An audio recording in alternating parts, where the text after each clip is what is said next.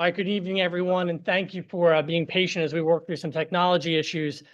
I will call the February 9, 2026 meeting of the Newtown Township Board of Supervisors to order. I will note that the board did meet in executive session where we discussed the following matters with regards to litigation, 2 zoning hearing board cases, with regards to personnel matters. We discussed the separation from employment, a temporary staffing, and then 2 disability issues. With that being said, Mr. Nease, can you call the roll? Mr. Altieri. Here. Mr. San Francesco. Here. Ms. Chanlis. Ms. Grasso. Here. Mr. Russo. Your engineer, manager, and solicitor are here. Thank you very much. We'll now move down to item 4, which is the moment of silence and the Pledge of Allegiance.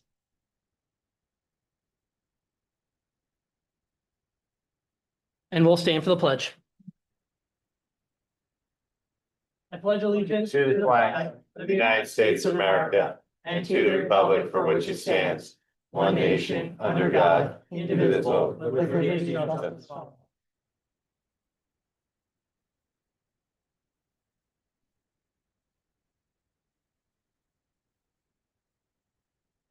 All right, item 5.1. Can I get a motion to approve the agenda as presented? So moved. Second. Motion is made by Supervisor Russo, seconded by Supervisor San Francesco. Is there any board discussion? All those in favor signify by saying aye. Aye. All is opposed, motion carries. Section 6, public comment for agenda items only. I will note that if you're wishing to provide public comment on the public hearing, we're going to ask that you hold your public comment until we actually open up the hearing related to 12.2 and 13.1. So if there's any other agenda items that you wish to provide public comment on, please come to the podium, state your name and address for the record. One last call for any public comment unrelated to 12.1 and 13.1. Okay, great. Let the record reflect there is no public comment. Section 7, minutes, 7.1. Can I get a motion to approve the minutes from the January 26, 2026 meeting? So moved. Second. Motion is made by Supervisor San Francesco, seconded by Supervisor Grasso. Is there any board discussion? All those in favor signify by saying aye. Aye. All those opposed? Motion carries. Section 8, resolutions of recognition. 8.1, consider approving resolution 2026-08, National Engineers Week. Supervisor Russo. First week of February 22nd through February 28th. 2026 will be observed as National Engineers Week with the theme Transform Your Future, highlighting how engineering shapes communities, opportunities, and a future for all. Whereas engineers design, build, and maintain the infrastructure, systems, technologies that support public health and safety and the quality of life. Whereas engineering impacts everyday life from transportation and clean water systems to communications and medical innovation. Whereas Engineers Week is a national observance that celebrates the achievements of engineers and inspires future generations to explore careers in engineering. Now therefore it be resolved, the Board of Supervisors of Newtown Township hereby recognizes and celebrates Engineers Week 2026 and expresses appreciation to engineers for their service and contributions to society, and be it further resolved, the Board of Supervisors encourages residents, schools, community organizations to participate in Engineers Week activities that promote awareness, education, and career exploration in engineering, adopted this 9th day of February 2026. That's my motion. Second. Motion made by Supervisor Russo, seconded by Supervisor Chanlis. Is there any board discussion? All those in favor signify by saying aye. Aye. All is opposed, motion carries. Section 9, reports. 9.1, report from the Township Engineer, Mr. Johnson. Good evening. Just a few quick updates. As far as we had the Greer Park project, we had a successful meeting with the abutting residents to inform them about the start of construction. And now at this point, the contractor is really just waiting for the ground to thaw out a bit before we go into that project this spring. We also had been discussing the Bishop Hollow Sidewalk Project, which we have made the resubmission to PennDOT, hopefully to address some of the remaining comments. And the township staff's working on the various agreements that we need with a few property owners. And then we are also just sort of coming out of the winter into the spring, preparing for some traffic improvements and other signal improvements throughout the township. Any questions for the engineer? Thank you very much. 9.2, report from the Township Manager, Mr. Nease. I have nothing at this time. Perfect report, Mr. Neese. Section 10, bills, 10.1. I've reviewed the bills and I'll make a motion to approve the bills on the 2025 check register dated February 9, 2026, totaling $28,282.72. Second. Motion is made by the chair, seconded by Supervisor San Francisco. Is there any board discussion? All those in favor signify by saying aye. Aye. All those opposed? Motion carries. 10.2. Again, I've reviewed the bills and I'll make a motion approving the bills on the 2026 check register dated February 9, 2026, totaling $351,507.93. Second. Motion is made by the chair, seconded by Supervisor Chandler. Is there any board discussion? All those in favor signify by saying aye. Aye. All those opposed? Motion carries. 10.3. I've reviewed the bills and I'll make a motion to approve the bills on the 2026 invoices to be paid on the February 9, 2026 register in the amount of $80,916.64. What is that? Sorry, $80,918.64. Second. Motion is made by the chair, seconded by Supervisor San Francisco. Is there any board discussion? All those in favor signify by saying aye. Aye. All those opposed? Motion carries. Section 11, new business 11.1. Consider approving a refund of $125 to Wart Signs for an overpayment of commercial permit application review fee for 3532 Westchester Pike as recommended by the Township Codes Department. So moved. Second. Motion is made by Supervisor Chandler, seconded by Supervisor Russo. Is there any board discussion? All those in favor signify by saying aye. Aye. All those opposed, motion carries. 11.2. Consider approving a refund of $73.40 to David L. Martino for an overpayment of a permit application review fee for 3748 Westchester Pike as recommended by the Township Codes Department. So moved. Second. Motion is made by Supervisor Chandler, seconded by Supervisor Grasso. Is there any board discussion? All those in favor signify by saying aye. Aye. Aye. All those opposed, motion carries. 11.3. I get a motion to consider awarding the Newtown Township 2026-2027 mowing maintenance and leaf collection contract to KMC Property Maintenance of Chester Heights, PA, who are the lowest responsible bid at $82,500 per year for mowing and landscaping services and $52,500 a year for leaf collection services, representing $35 per person per hour for an anticipated 1,500 hours. The total two-year contract is $270,000. So moved. Second. Motion was made by Supervisor Chandler, seconded by Supervisor San Francisco. Is there any board discussion? No real board discussion, but for those that are interested, you can see all the bids that went out on the link on the agenda. Any other board comment? All those in favor signify by saying aye. Aye. All those opposed, motion carries. 11.4, Supervisor San Francisco, I'm going to turn it over to you. Consider whether or not to send the township solicitor to the oppose the application for a special exception for 3599 Westchester Pike.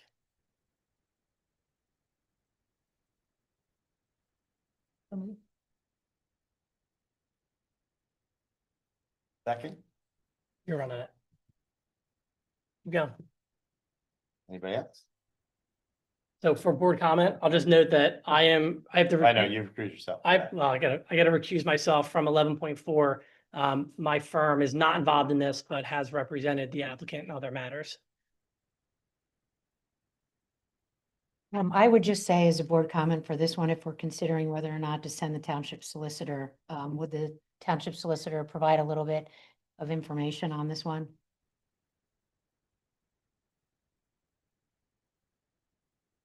This is the former Rite Aid property. So Rite Aid went bankrupt, so now it's empty. And there's an application for a car wash at that location. And car washes are allowed in the commercial district by special exception. So as township's gonna, for me, I just don't think this is we voted on this for car wash in that location would be really not appropriate for that location, so. Have a second. I would say I second it to say that we can ask the solicitor to go to that zoning hearing board for special exception to make sure that we listen to the concerns of the residents.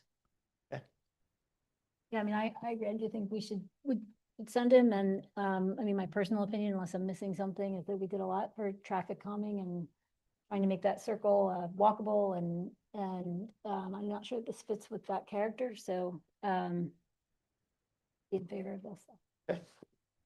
Any other board comment? All those in favor? Aye. Aye. Abstain? Aye. All right, thank you very much. 11.5. Due to the present state national road salt shortage and additional costs incurred by Riverside Construction Materials to obtain and deliver road salt, consider approving the township to purchase only the necessary road salt between now and the end of February at the contract price of $69.75 per ton, plus an additional $15.06 per ton pass-through costs for a total of $84.81 per ton. At the end of February, additional salt is not anticipated to have the additional pass-through costs associated with it. So let's get a motion made and seconded, and for board discussion, we'll turn it over to Township Manager. Second. Motion was made by Supervisor Chandler, seconded by Supervisor Grasso. Mr. Neese. So if anybody's been listening to the news, most people know that we have a salt shortage in the area. Our particular salt provider needed to actually create a whole new unloading area because of the frozen river. And in doing so, incurred additional costs that they said they would need to pass on. We will only do this if we have storms that require us to replenish the current salt that we have right now. If we can make it till the end of the month, when the next ship would be in, we'll just order at that time.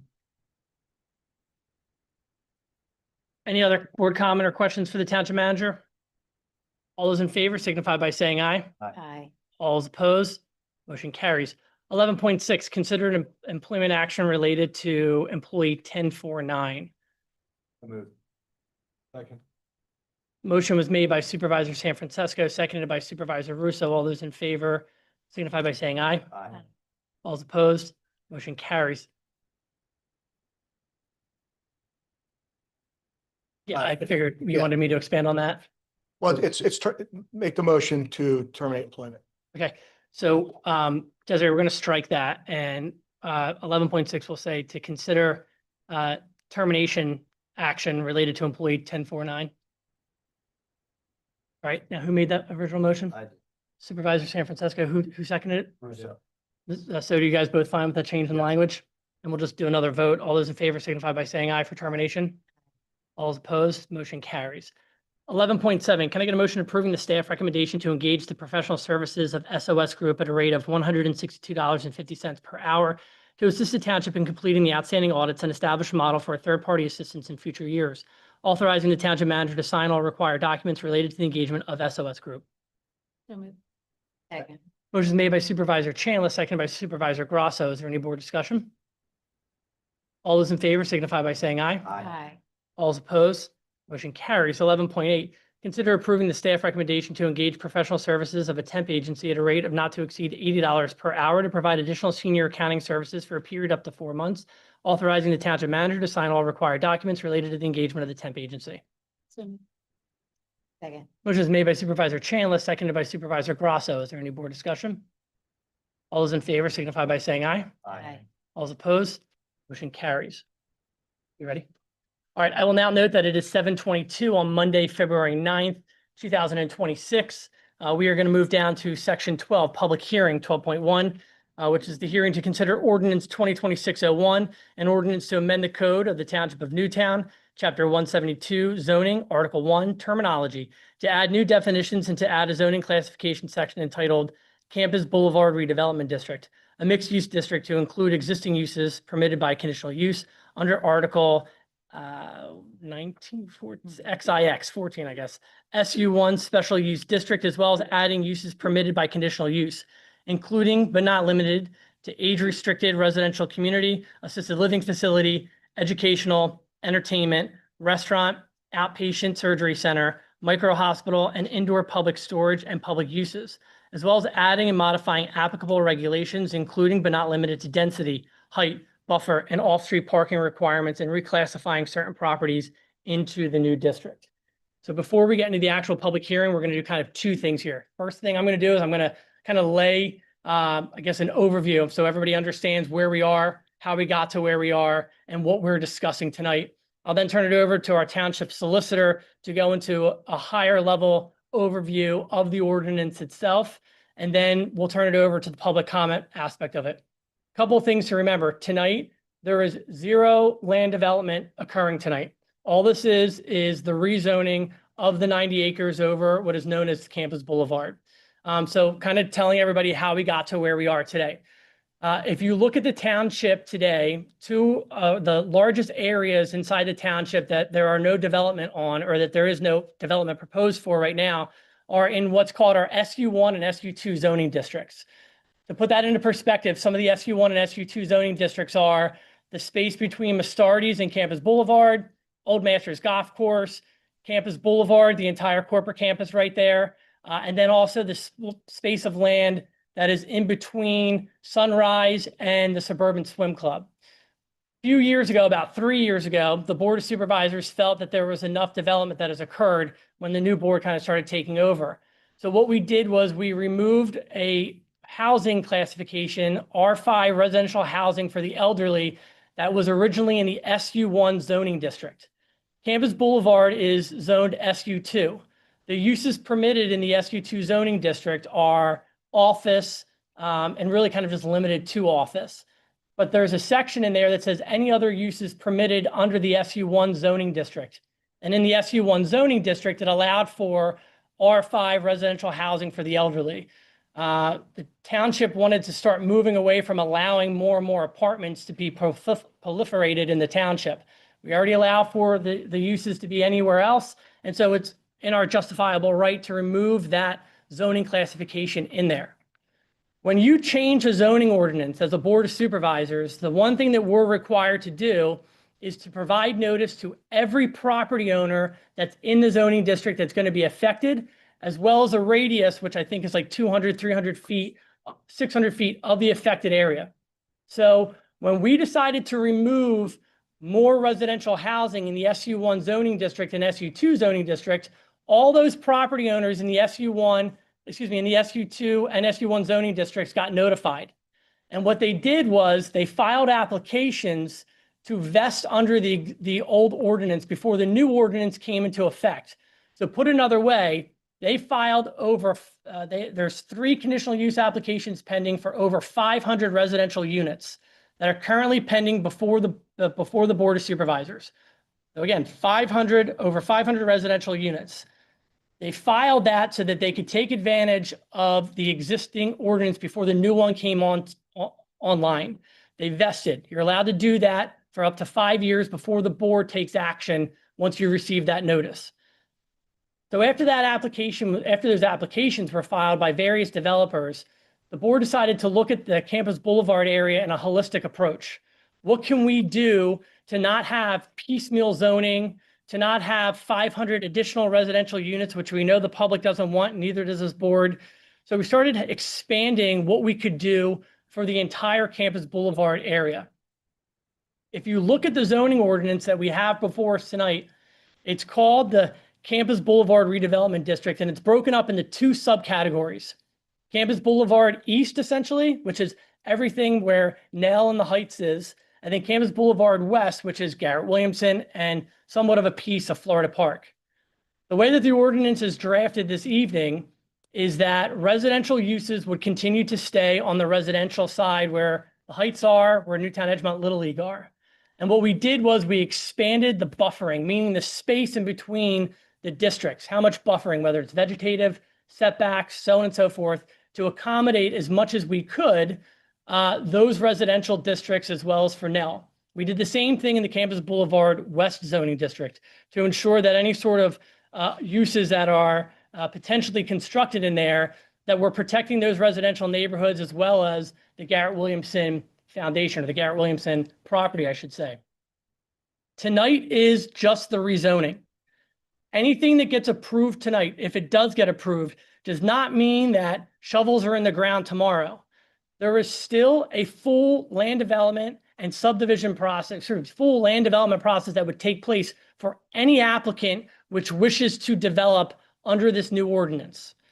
So what that means is if the board was to approve this ordinance tonight, and someone who is a developer or a property owner over there wants to develop under this ordinance, they will be required to file a conditional use application, and they will go before the Township's Planning Commission and the Board of Supervisors to approve any of these potential uses that are in there. So nothing tonight approves any development. And I mentioned something that's called conditional use. All of the uses that are being potentially discussed or that are discussed inside the ordinance are only approved by what's called conditional use, which means it's a use that's permitted in the zoning code, but the only authority that grants the approval of that is the governing body. So it's not the zoning hearing board. It's not done by right, meaning that an administrative personnel issues a permit. Conditional use is held solely by the elected body in any municipality, which here would be the Board of Supervisors, which allows for another level of scrutiny when you go through that full land development process that is out in the public. At the same time, we understand and know that there is a petition that is also circulating for the board to look at. It's very unrelated, but somewhat, the eastern side of Campus Boulevard. We understand that petition has been circulating around. We have been served a copy of that petition to acquire the eastern side of Campus Boulevard. None of those properties are currently for sale. And to just put into perspective, the very last office building, which is closest to Drexel Lodge Park, has an assessed value of, $9.5 million for a fair market value of around $16 million. So I think we can all kind of understand and respect that petition and what it's looking at. But when it comes to just the feasibility of it, it's just something that's just not feasible about wanting to try to purchase that property or quite frankly, any of those properties. That does not mean that we are not going to have a discussion about trails, connectivity to parks, connectivity to the neighborhoods, connectivities to Newtown Edmonton Little League. That is not something that's discussed in a zoning ordinance. That is something that would be discussed during land development, which again would occur if this ordinance takes effect. So I know I threw a lot of information out there for you, and unfortunately, the time to really have this discussion back and forth is kind of past a little bit, because tonight, all this is a hearing. There's not going to be a back and forth between the board and the public. It is for the public to provide public comment, for us to take that public comment and make a decision of how we want to move forward on the ordinance this evening. The last thing that I will mention is, again, related to the ordinance and the buffering and the ordinance and land development, because I really just want to make sure that we're very clear on that. Anything with regards to increase in traffic, whether the use is something that is compatible, would be discussed during that land development process. So again, all we're talking about is how we can redevelop or reimagine those 90 acres that are in the corporate campus right now. And I will turn it over to our solicitor to go through the ordinance itself. Thanks. I think the first thing we'll do is just start off with a couple township exhibits. This was advertised in the Delaware County Times, this hearing, on January 16, 2026 and January 23rd, 2026. The proof of advertising is Township Exhibit 1. There was also a mailing to the property owners and residents in the surrounding area, as well as posting of the affected properties, the affidavit of posting. The mailings went out on January 2nd, 2026, and it was posted on January 16th, 2026, and the affidavit of mailing and posting is marked as Township Exhibit 2. Delaware County Planning Department received a copy of this ordinance on November 20th, 2025. They issued a letter on December 8th, 2025, which will be Township Exhibit 3. And Township Planning Commission reviewed this ordinance at its December 1st, 2025, and there's a memo from them attached as Township Exhibit 4. I think you did a great summary of what what the background is and what this ordinance is. I will point out that this campus, Old Campus Boulevard, this office campus is essentially built out as it is. This isn't to create more density per se, or they're not. It doesn't make lots smaller, so buildings can be fit in between. This doesn't aim to create less green less green space or buffering. It essentially keeps most of the existing requirements, except for some very specific areas that just don't lend itself to those that just doesn't lend itself to those types of uses such as the multifamily housing. So essentially, like you said, there was conditional use applications under the older ordinance for 243 units on the west side of Campus Boulevard, 163 units on the east side of Campus Boulevard for 3 properties, 11, 15, and 17, and additional 95 units on the east side of Campus Boulevard for a total of over 500. And so the goal of this zoning ordinance stated in the ordinance is to take what is becoming increasingly empty buildings, non-used buildings, tax ratables continue to go down. We've seen in other parts of town and other parts of the county, when buildings sit unused, they fall into disrepair. Other things start to occur in those areas, crime,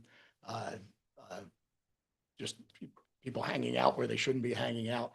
They're just not maintained or monitored the same way when they're being fully used. There's tax ratables go down and down and down, and it just feeds upon itself. The worse condition they get in, the least they're used, the worse the tax base gets, and the more that the residents of the township have to shoulder that to keep the budget afloat.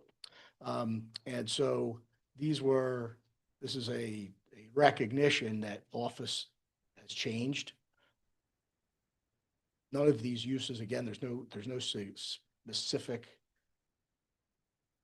traffic studies that are done for just general uses that are allowed by conditional use. As Mr. Altieri said, this happens in a later phase, but these tend to be uses that are either consistent with or some of them much less than office use. So, everybody's kind of gotten used to empty offices, but you can't just assume that's always going to stay empty offices, and you don't know what is going to be used in there. So the idea is to take uses that are good for the community, good for the surrounding residents, allocate them amongst the sides of Campus Boulevard so that the impact on existing residents is minimized, and understanding that there's these pending applications and there's some ways to help limit that development on those pending applications. And so one thing I should have fleshed out, we talked about how there was I just want to make sure we're clear here. Over 500 residential units are currently pending through a conditional use application that has vested under the old ordinance. 3 conditional use applications. Three different ones, total over 500. We're capping this under this ordinance at 250 units max, correct? 250 max. age restricted, 2-bedroom. Age restricted 2-bedroom. Okay. With the idea being, age restricted, we do need housing for the elderly, 2-bedroom to keep them affordable and to just minimize the impact. Got it. And the ordinance will also codify other, we've seen that Campus Boulevard has been struggling. And so the zoning hearing board and the township has permitted other uses in that zoning district that necessarily are not under the ordinance, and it's sought variances. So this ordinance, correct me if I'm wrong, will also allow for those specific educational institutional uses to be permitted. Correct. So a couple things. So in the past, you mentioned how we had already amended the SU1 district, which is throughout the township. There's multiple SU1 districts.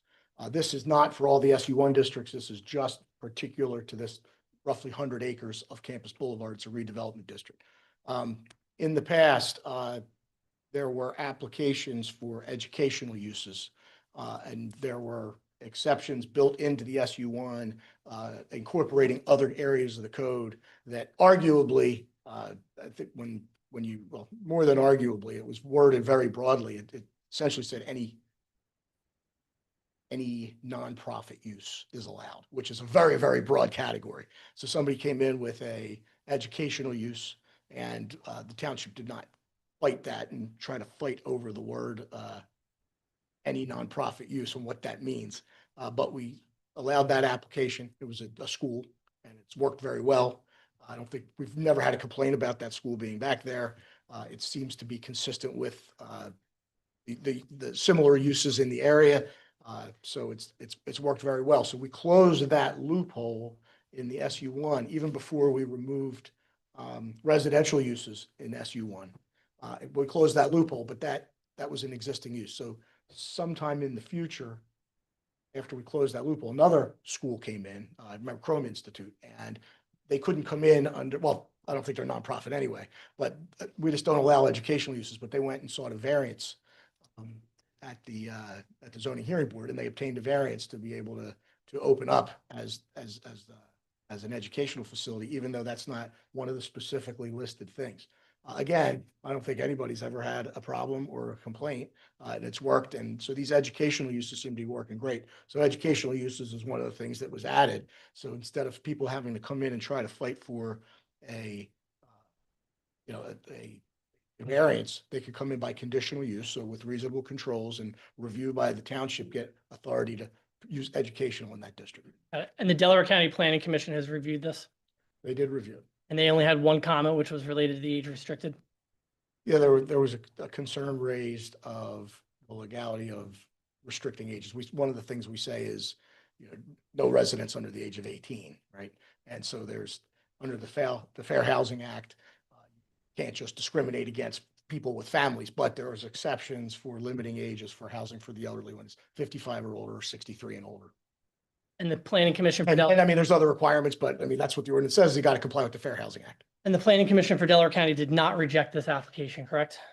No, I mean, they're a recommending body. I mean, they looked at that issue. That was the issue they raised. You have to give each recommending body 30 days before you pass. They had 30 days. The last question I have for you is with regards to the buffering. We have obviously the Heights, we have Nell, and then we have Florida Park. In both the Campus Boulevard East and Campus Boulevard West, we've enhanced that buffering based off of the existing ordinances.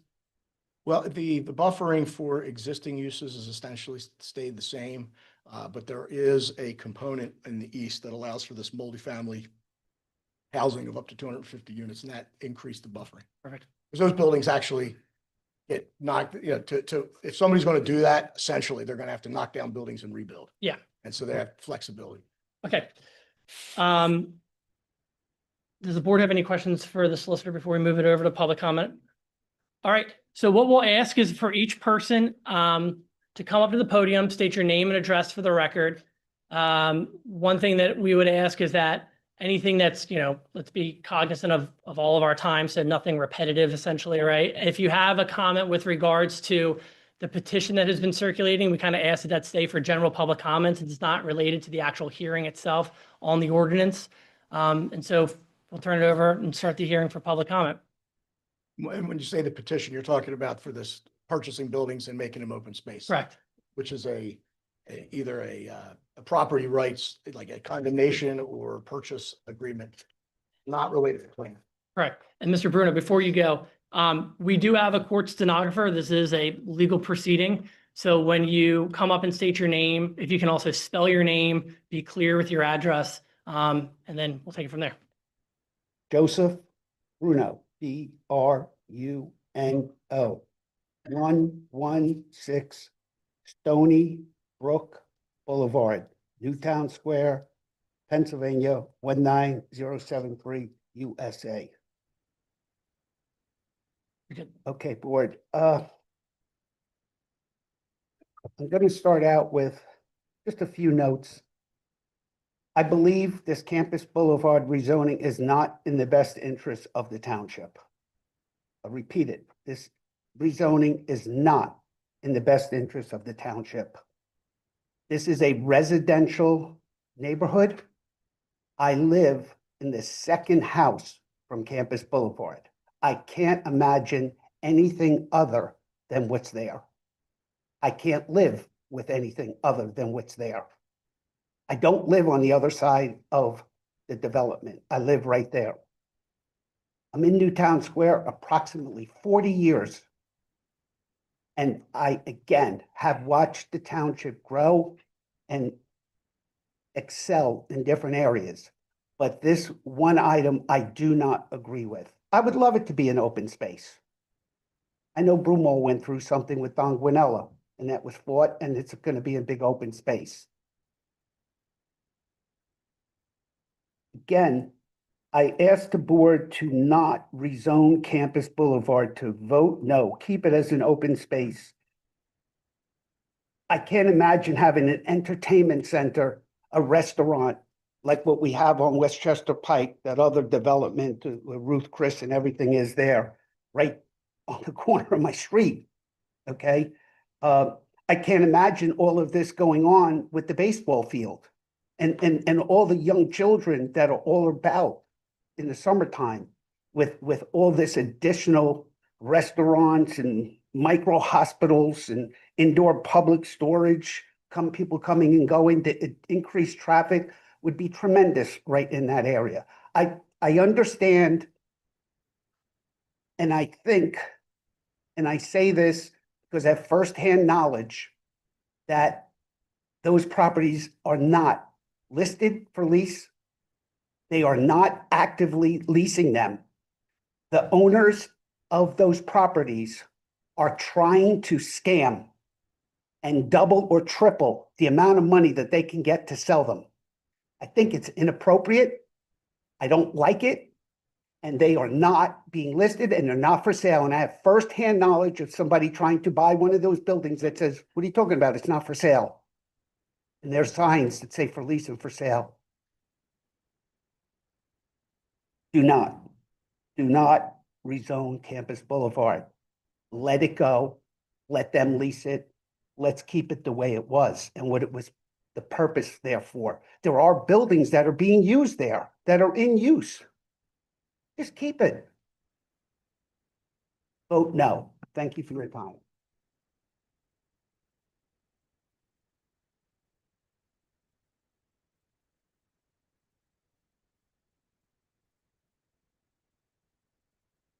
Mr. Glazer?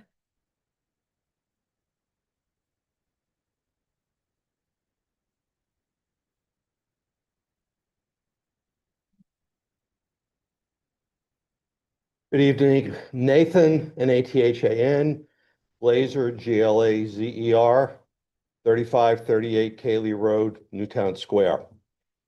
First, I support the underlying concept of rezoning. Nothing can remain the same forever. I think it's unreasonable, it's unrealistic. The fact that buildings are empty and they've been empty, they're not going to suddenly get filled and they perpetuate a deterioration cycle. So the underlying principle, I think, is sound and has to go forward. I would submit, however, some variations in this. First, there is still a preservation of housing for the elderly, the aged.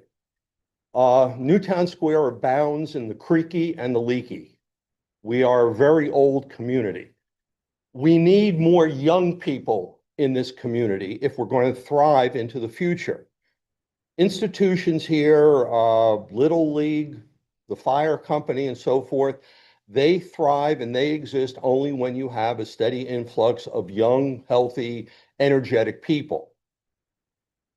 Housing for the aged does just the opposite. It creates a demand, but does nothing to address supply.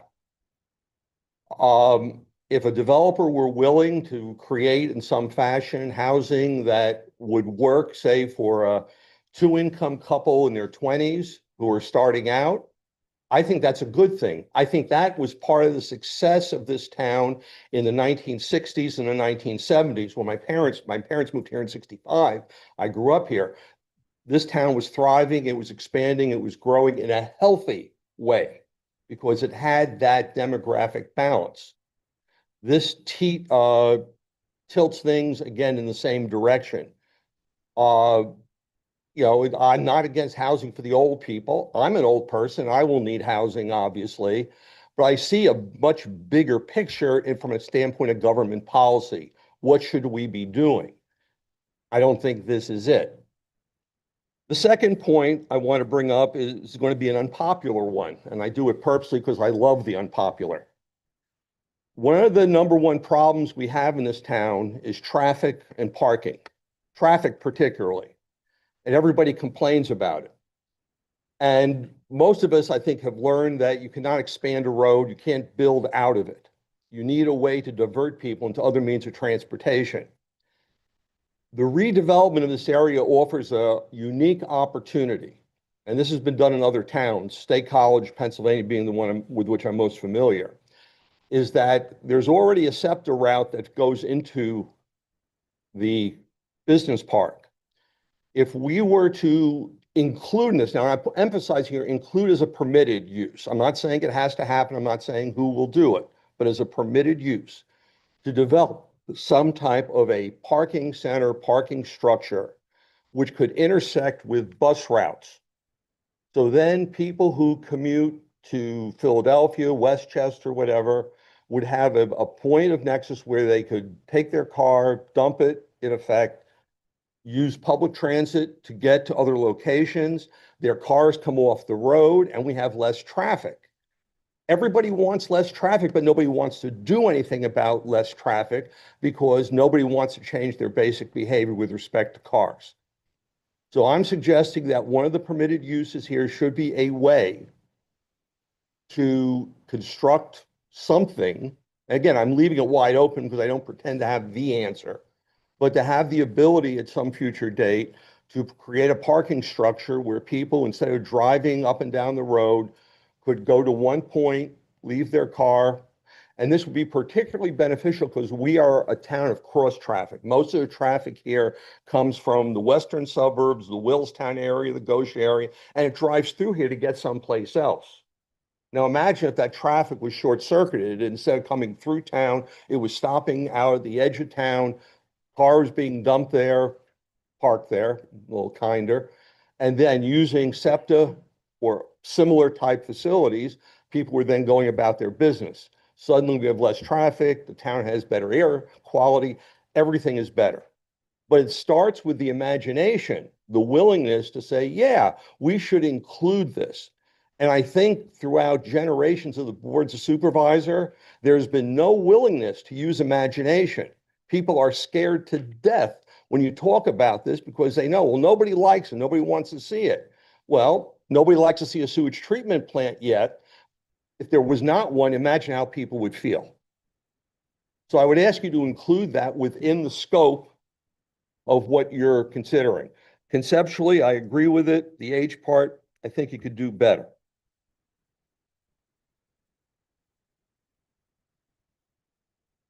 Just come on up. I don't need the call.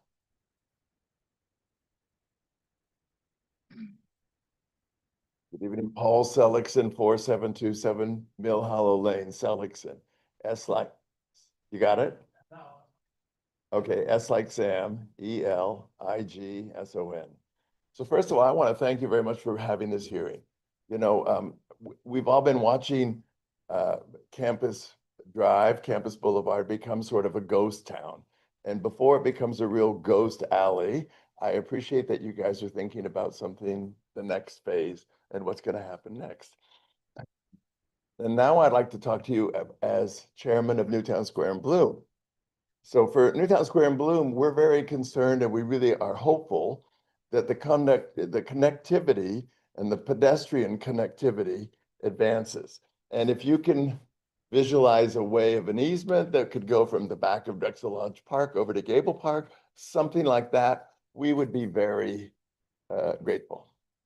Henderson Group owns the majority of the buildings on Campus Drive, and I just want to give them a shout out. We're going to be doing a street tree planting, free trees for people, the businesses in the business district of Westchester Pike. Henderson Group, together with Boron, have supplied the money, so they're the sponsors, and we feel that's a pretty nice thing for Henderson Group to, you know, they have empty buildings. They're not going anywhere. They're kind of, you know, sucking eggs here. And they've given us some money to plant trees. Thank you. The last point is I heard and I welcome the idea of some kind of housing availability for first-time buyers. So what I hear here in Newtown Square is there's a lot of residents who have kids. And the kids grew up here, and the kids have matriculated, now they've gone to college, and now they want to move back here. They can't find housing that they can afford. If there was some idea of maybe 14, 15, 20 keys, not too many keys, just it would almost be as an idea, as an experiment, just to see if we could come up with the designs so that the houses would be affordable, that meaning roughly in the $400,000 range. that would be very welcome. Thank you.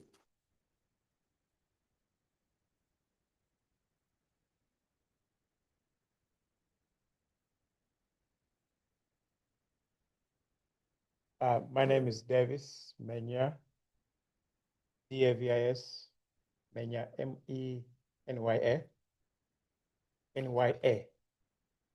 Nya. 118 Stony Brook Boulevard.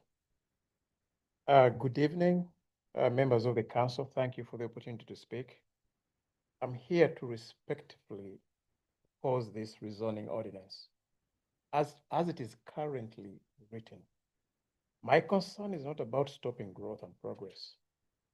It's about the unintended consequences this ordinance creates for existing property owners like me, others, and everyone over here, and the community as a whole. First, this rezoning represents material change in land use expectation.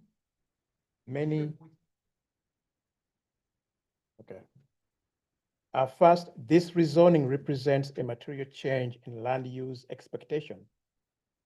Many residents and property owners made long-term investments based on the current zoning framework.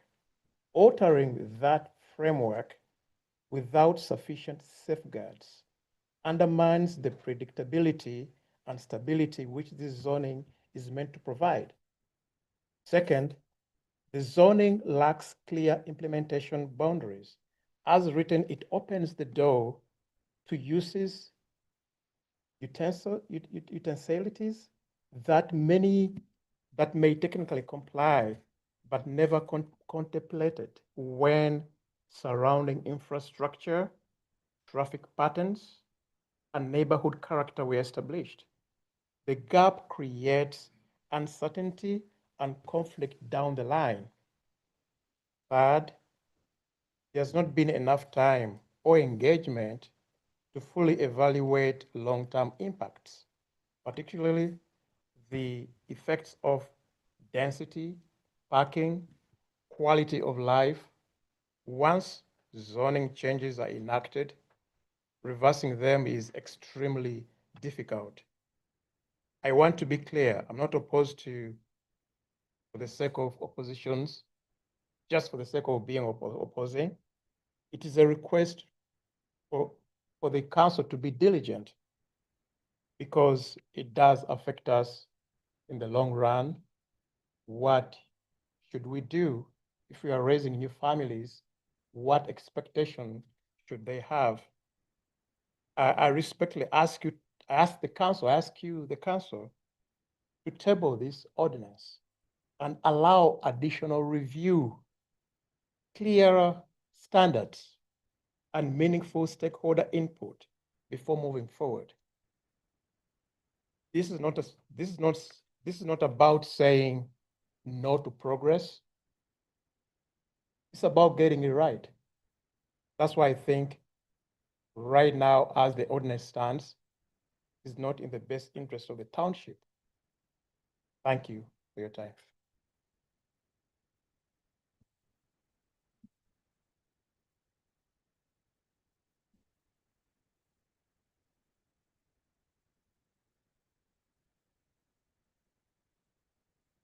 Hi, Caitlin Baraldi, Caitlin Baraldi, 4102 Battles Lane, Newtown Square.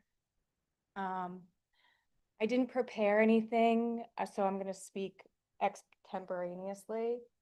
I fell in love with Newtown Square when I was 18 and dating my husband. All the trees and green space was just so beautiful.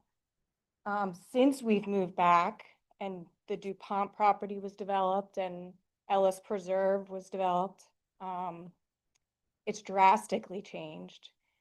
And I don't think for the better. What has been done to the Ellis Preserve is, I think, an insane amount of development. And it really doesn't, we've lost a lot of the charm. So I think when you are doing changes to the zoning, I encourage you to be careful with what you approve. We don't, one gentleman said that there's young families that their children want to come back and own homes here. They want to come back to the Newtown Square that they grew up in and not a small city. That's all. Thank you.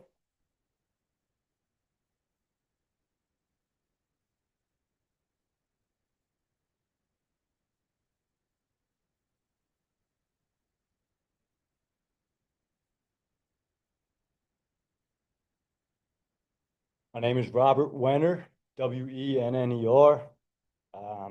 Address 4232 Fairview Avenue. I do fear retaliation. I'm not gonna lie. I know when you go against money, it's never a good thing. I don't think this is good for our community. Ellis Preserve, it was a preserve, and there's nothing preserved, not one thing. There's historical trees taken down where I live. Even with the most recent Porsche dealership going, and that I'm not against at all, but the way it happened, there was pollutants going right through the stream, right through my pond. I know you guys have spoke with my father about it, but dismissed it multiple times. I grew up in this town as a kid, and I still live here. I went to school. I remember walking up Campus Boulevard to go hang out with my friends in the Heights. That's not going to be an option anymore when there's going to be, it might not even be an option anymore, but I see people running up and down it every day, walking their strollers up and down. It's not going to be safe for them anymore. It's just not good for our community. It's going to be dangerous for kids. All the kids hanging out at Newtown Edgemont all the time, they don't just stay within that address. They kind of wander around. They're there for a long time. Probably something should be done with Campus Boulevard, but more housing isn't it? From what I'm seeing in the document, I don't think it's what's best for our community. Thank you. I appreciate it. And I hope you say no to it.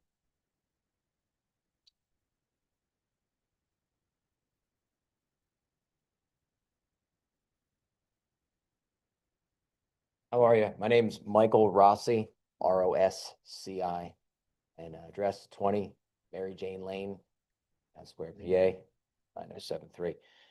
So a lot of people talking about what's in the best interest of the community, right? So I wouldn't say that a total redevelopment of this property right now is in the best interest of the community, but I also don't think it would be in the best interest of people who might be in the future of this community, whether that's aged people right next to a little league. I don't know if you guys have spent too much time at our best little league in the area. I'm a little partial to Nell there, but it's pretty loud in the weekends, pretty loud during the day. And that goes from, I'm going to say we start playing games the end of March, and then we play through the summer. We had a state tournament here a couple of years ago. That was pretty great, but was late into the night. We have tournaments that run through August, and then we have a fall season now. Fall season goes September, October into November, right? So I don't know how many people are going to be over the age of 55 living by themselves that want to hear, a loud home run derby that goes until 10:30 at night. So I don't think things are in the best interest of the community right now to redevelop that now, but I also don't think they're going to be in the best interest of the community for possible future residents. So, thanks.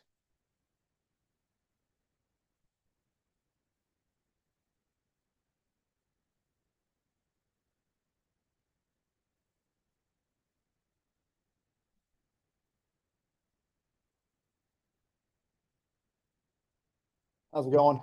Gary Derhagopian, Derhagopian, and 114 Stony Brook Boulevard. So I am one of those people. I married a girl from Newtown Square.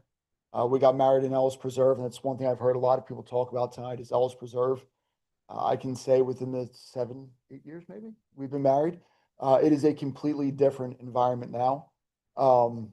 Leonard, I know you said tonight, like, hey, doesn't mean there's shovels in the ground tomorrow.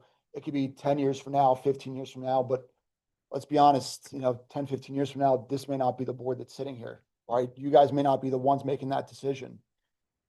I have 2 little ones, one on the way. Right now, they can walk to Little League, they can go up to the Pony League. They go to their grandmother's house on Ellis Preserve.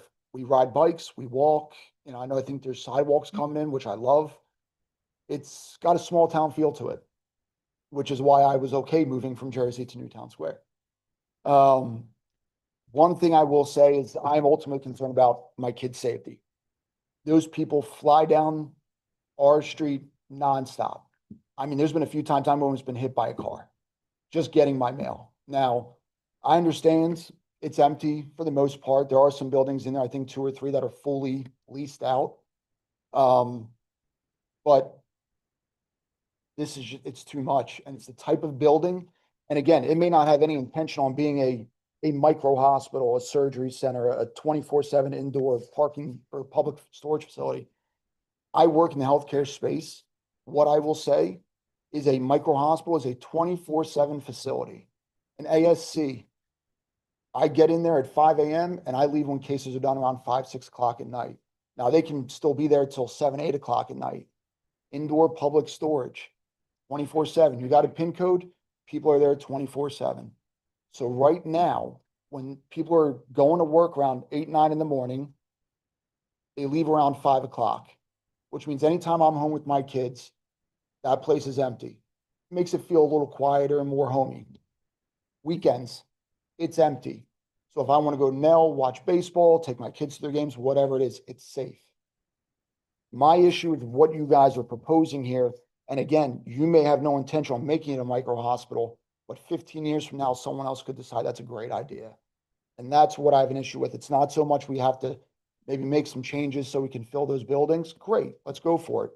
But my issue is what you guys have in here as the acceptable possibilities for what's to come. Because again, you may not be here in 10, 15, 20 years, but I sure will be. So thank you.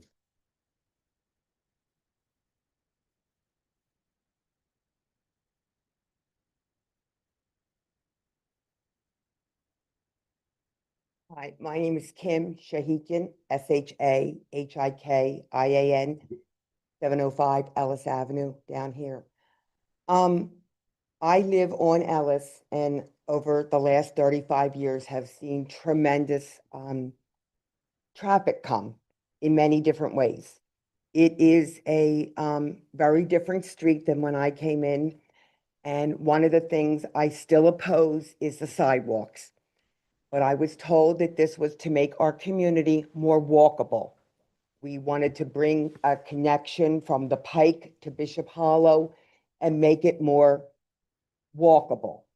We are the only street that has access in and out of the Heights.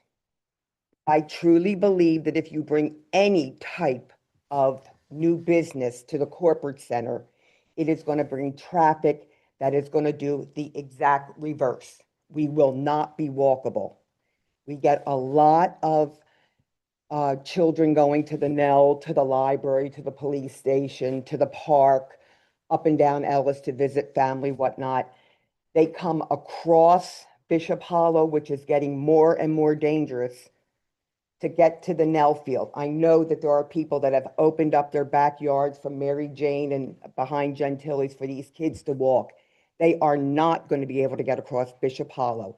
I do not think it is in the safe view of this community to allow traffic to come to this intersection for kids to get across or for our kids to get on the other side.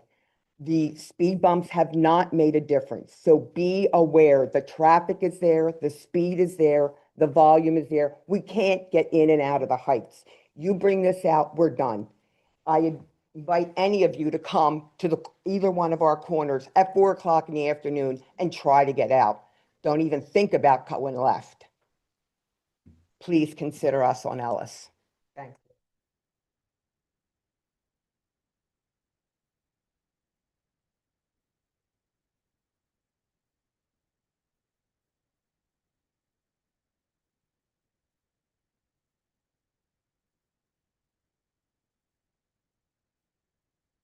John Butler, hopefully you can spell that. 102 Hunters Run in Newtown Square. There's a big difference between conditional use and a variance. a conditional use, the applicant basically has the right, and the township has to prove that it's harmful to the community. Apparently, we put other uses in there by variance. The variance, the applicant has to prove a hardship. And it's on his back, not the residents. And apparently we put uses in there under the variance as a hardship.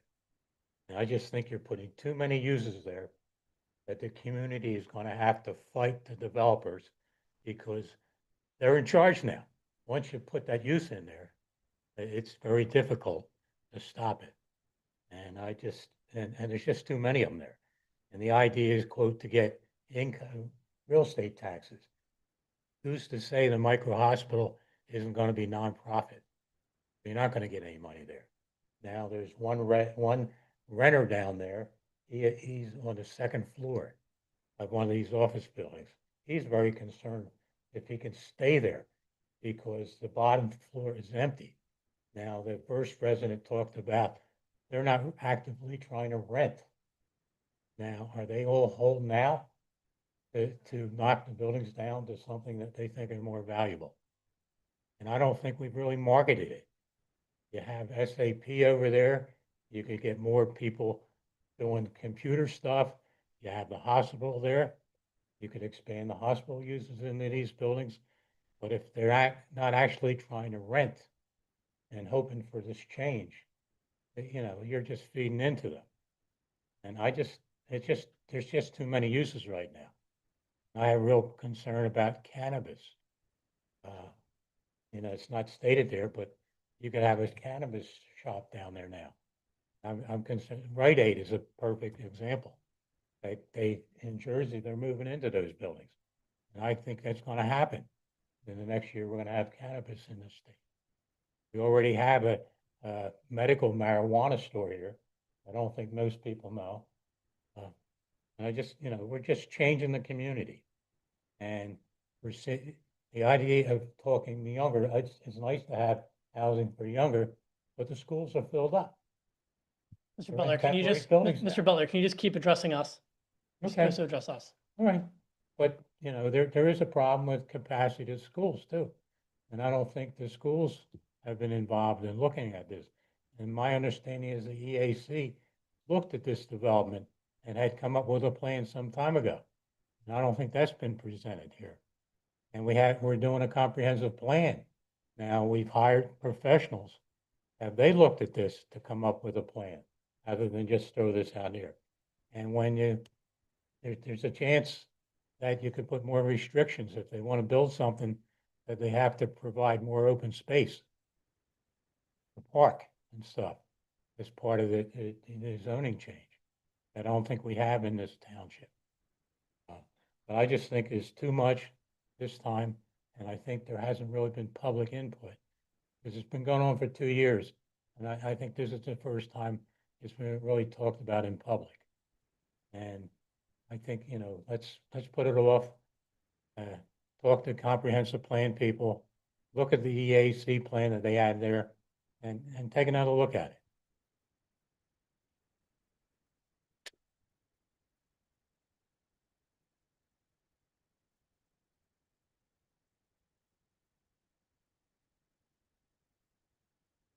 Hello, my name is Carol Sander, Sander, and I live at 102 Stony Brook Boulevard in Newtown Square.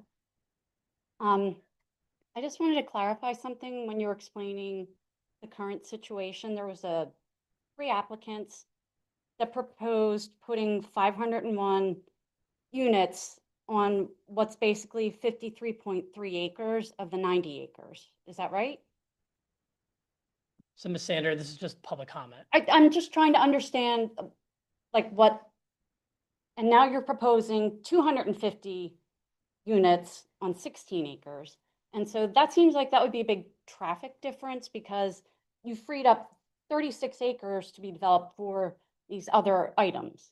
And so have traffic studies been done and to compare the different things, or are they shared with people? Again, it's just public comment. Oh, okay. That was just one part of it. My last item I do think that there's a safety issue that I want the supervisors to consider before they vote on the ordinance.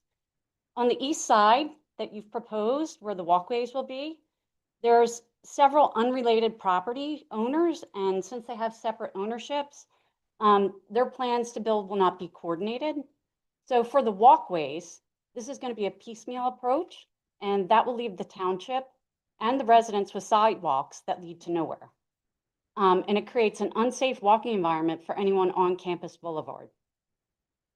A complete and connected walkway system on the east side of Campus Boulevard should be required and considered infrastructure. In keeping with the proposed housing, the entire, for the age-restricted housing, the entire walkway should be appropriate for the senior-aged population, and there should be a mandatory completion date within a set time after the first project is completed. This would ensure continuity of both design and materials for the walkway. I think this is a proactive approach to traffic safety, and it follows the principles that our township adopted recently as part of Delaware County's Vision Zero initiative. Please put resident safety first and don't leave it to the whims of developer timelines. Thank you.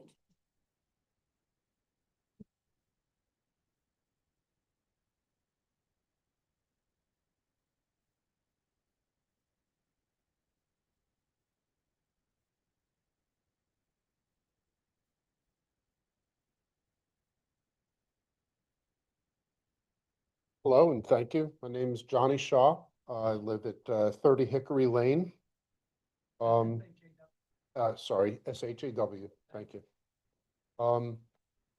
Just saying a lot of what I think I'm hearing is that, and forgive me, I really don't know the nature of zone ordinances and how those changes take effect.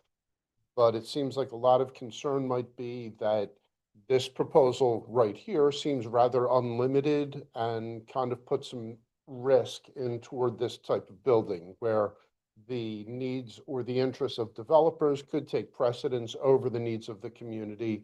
And so the thing I'm curious about is, can this ordinance, can this rezoning be worded in such a way that there are limits on what this development is? That way it protects the interest of the community in green space, in pedestrian transit and so forth, so that that is written into the code as opposed to left for future boards to decide and approve.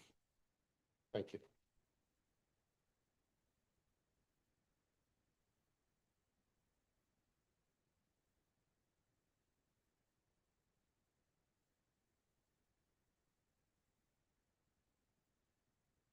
Anyone else with public comment?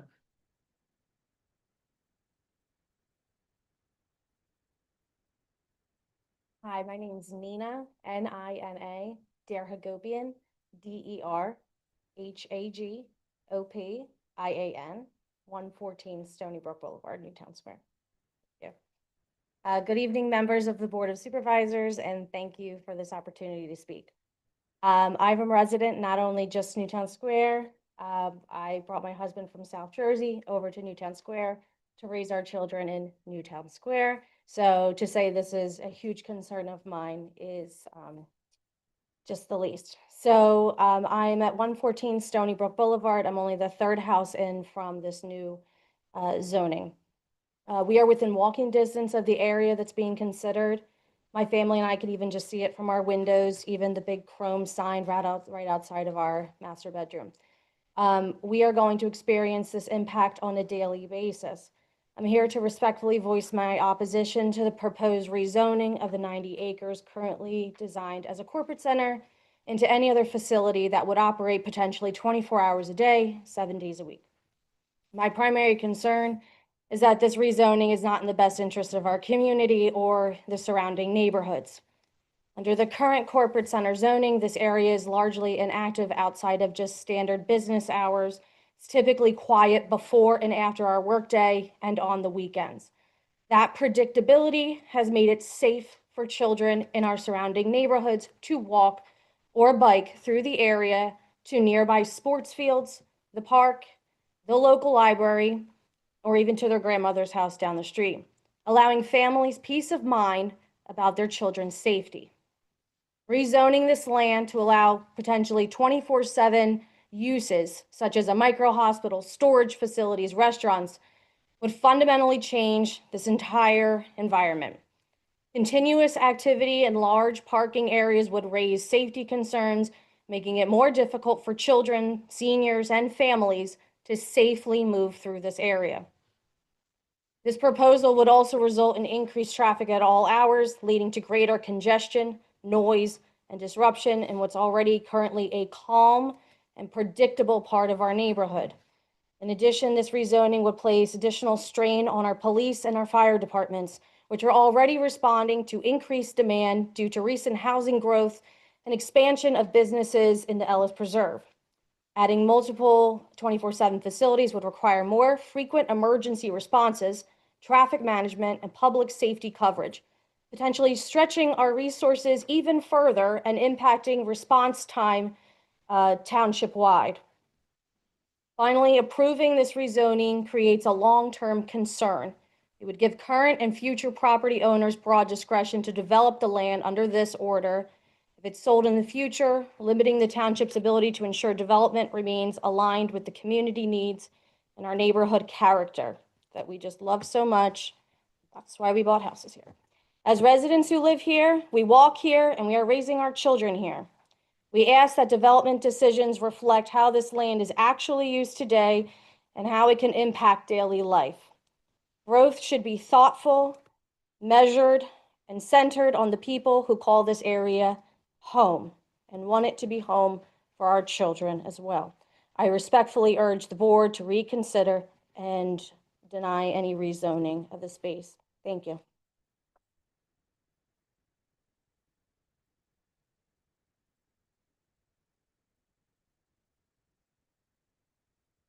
Any other public comment?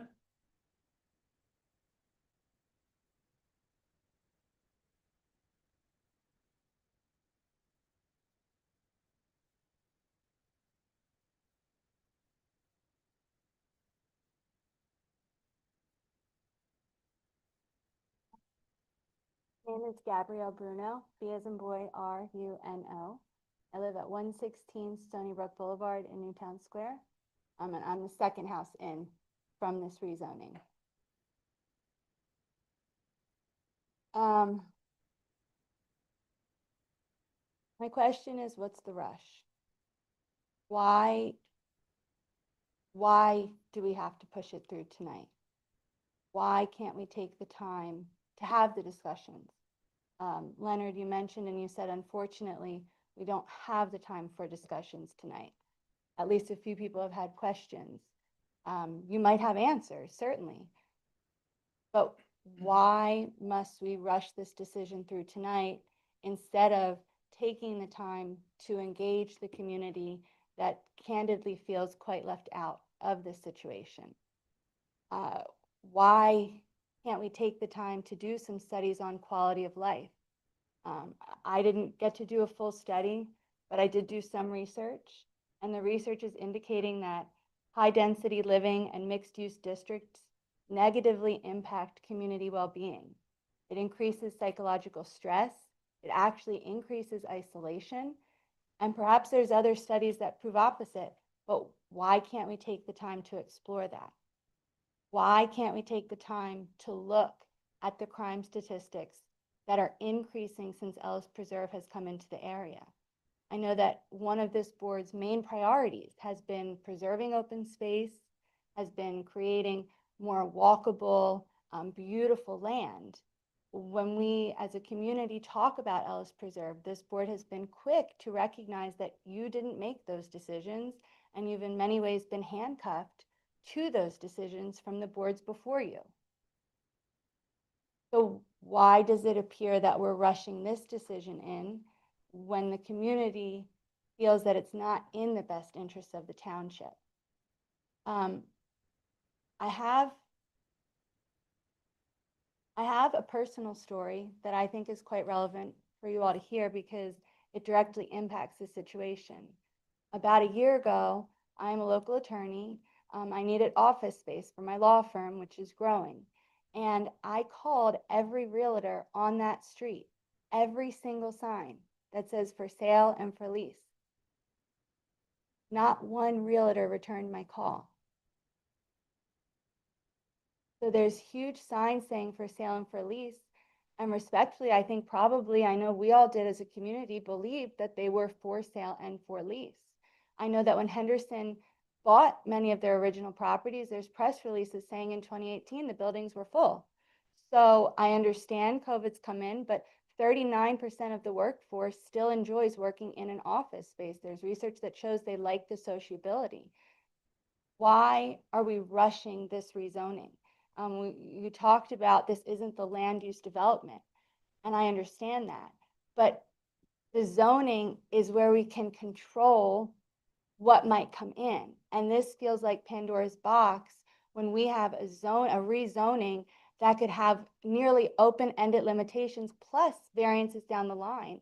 And I do believe that perhaps you have the best of intentions, and perhaps the current property owners have the best of intentions with the way to navigate that space.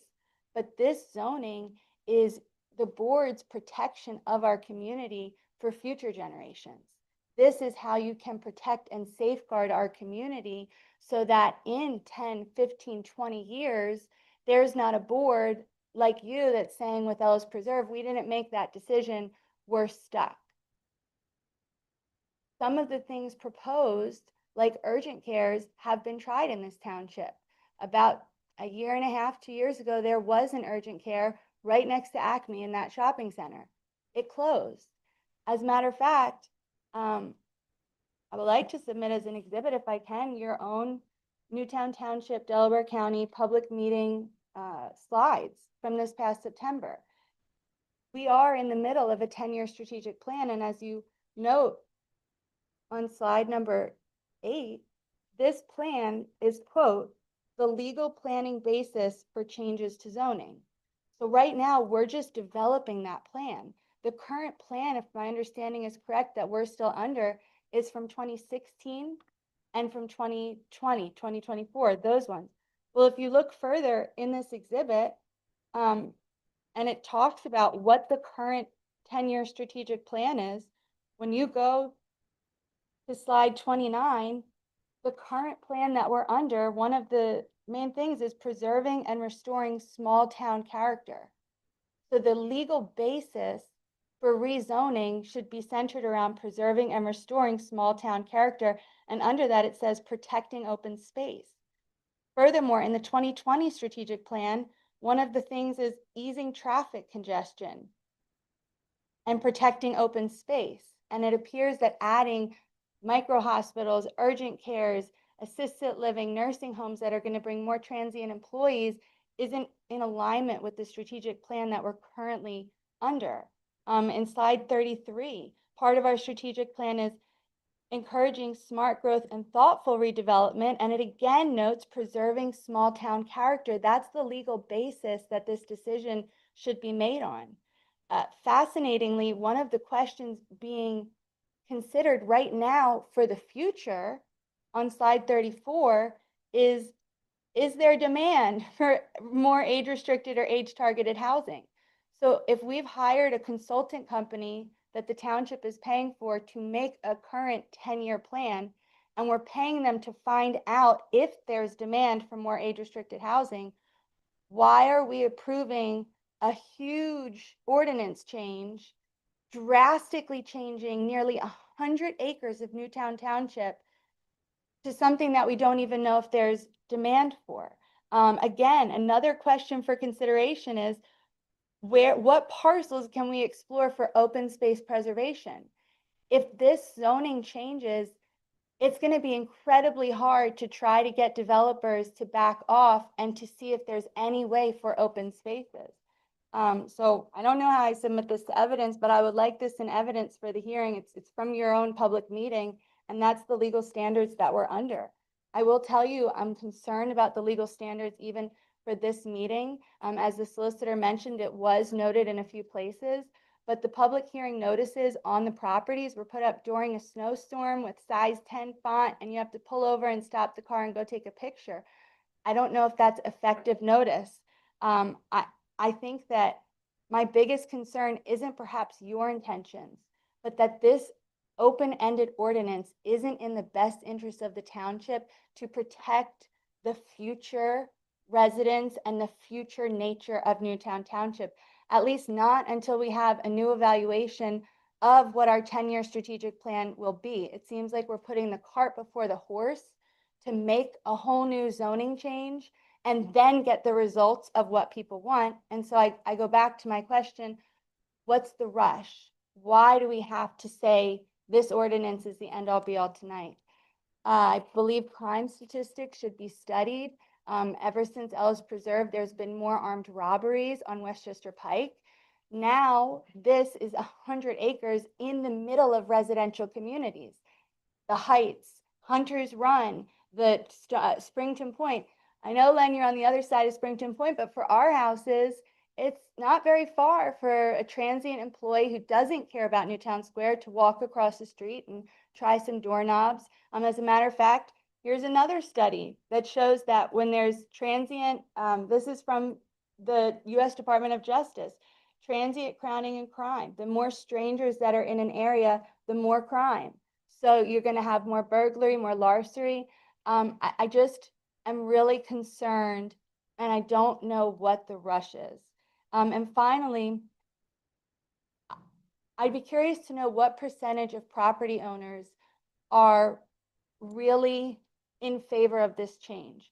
I know of at least one property owner that doesn't want this ordinance, and it's my understanding he's emailed you all opposing this ordinance.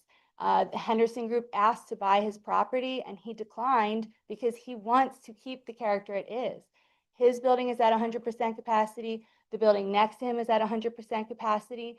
And to follow up, when I called all those realtors and not one realtor called me back, the only realtor I finally was able to get in touch with that I continued to call because it was my preferred building, he wouldn't give me the time of day to come see me.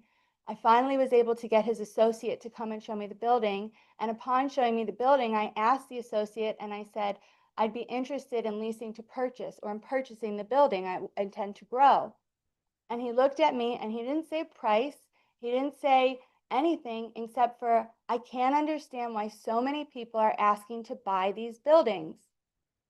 Which first of all shocked me because I'm not the only one. There are people that are trying to buy those buildings.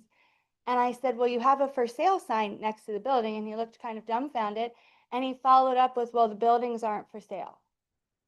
So I don't understand the games being played. I don't know who's being deceived, but I do know that there are buildings at 100% capacity in the current zoning. 39% of people like to work in an office space. Certain offices do need office space.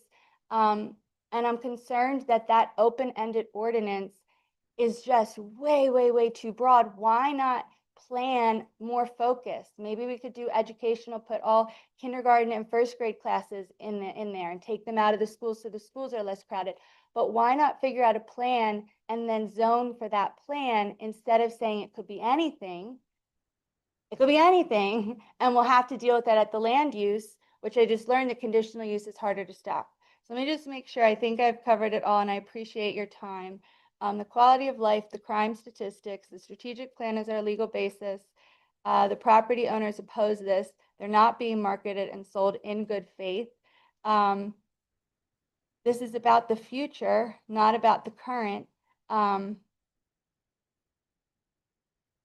with that, I would hope that with the time that we could take, if you would honor most of the community's request to just delay this, to find out what crime prevention can we put? Are the property owners going to put fences around our neighborhoods to protect us? What will happen to the residents when the developers take over and suddenly people with really big pockets can hire really big attorneys to fight their battles, and we're sitting here trying to preserve our homes? It's a real big concern. I thank you for your time. I ask you to vote no, and not that there might never be a solution, but that we don't need to rush it without a legal basis for this zoning change, which is an extremely big problem and can be brought to court if that happens. So I thank you for your time. God bless you.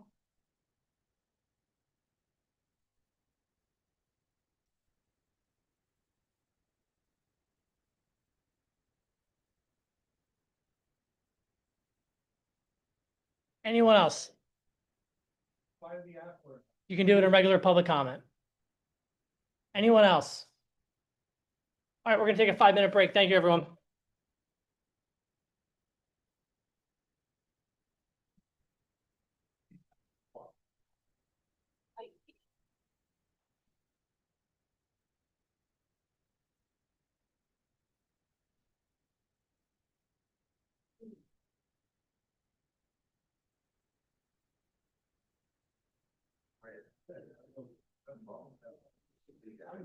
So your wife was also.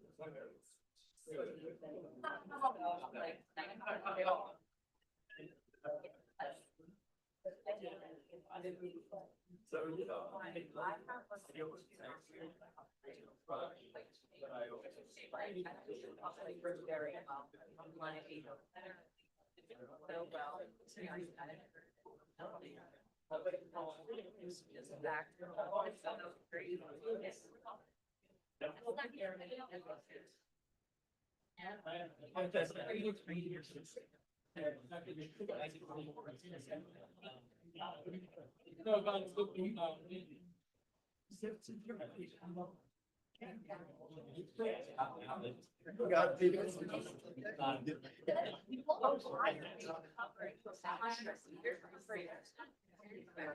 I'm like, why are like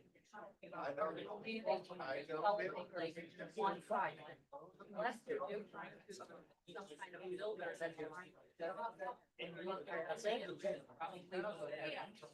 But I feel it's going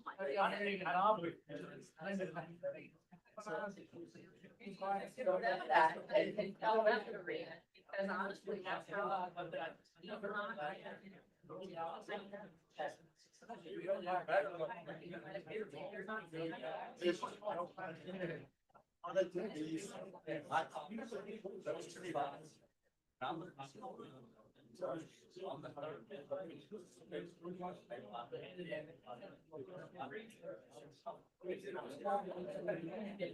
That is for sale, right, right.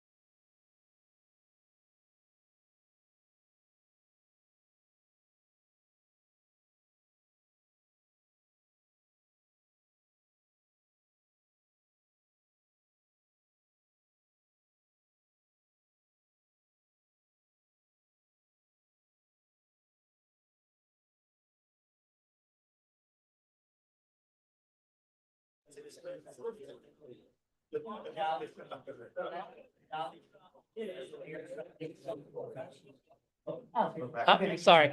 I'll talk to you. All right, we're gonna go. You ready? It is 8:41. I'll note that we're back on the record.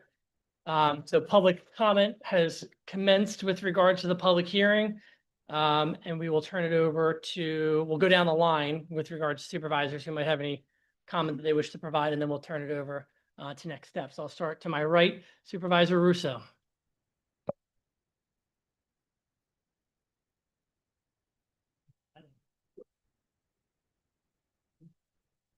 Oh, yeah, sorry about that. Sorry, I thought I made that clear.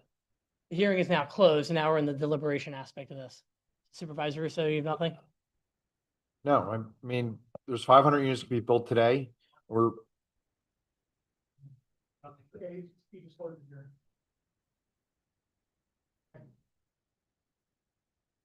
There's 500 units to be built today with this current process. And it has to be decided before the end of the month, and we're going to limit them to 250. I think that's a win, in my opinion. And the rooms are also restricted to 2 in the age restricted units versus now they can build as many rooms as they want. That's all I have to say.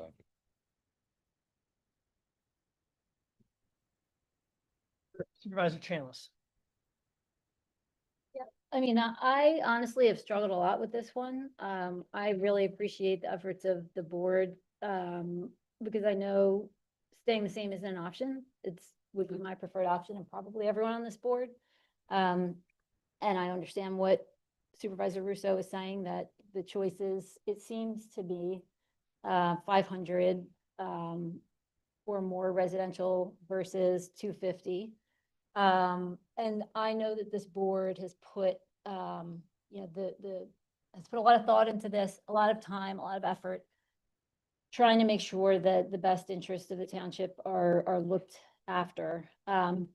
Even the developers, like we've heard tonight, Henderson, it sounds like they're trying to be a good neighbor, and I appreciate those efforts to work with the board to try to find something that works for everyone.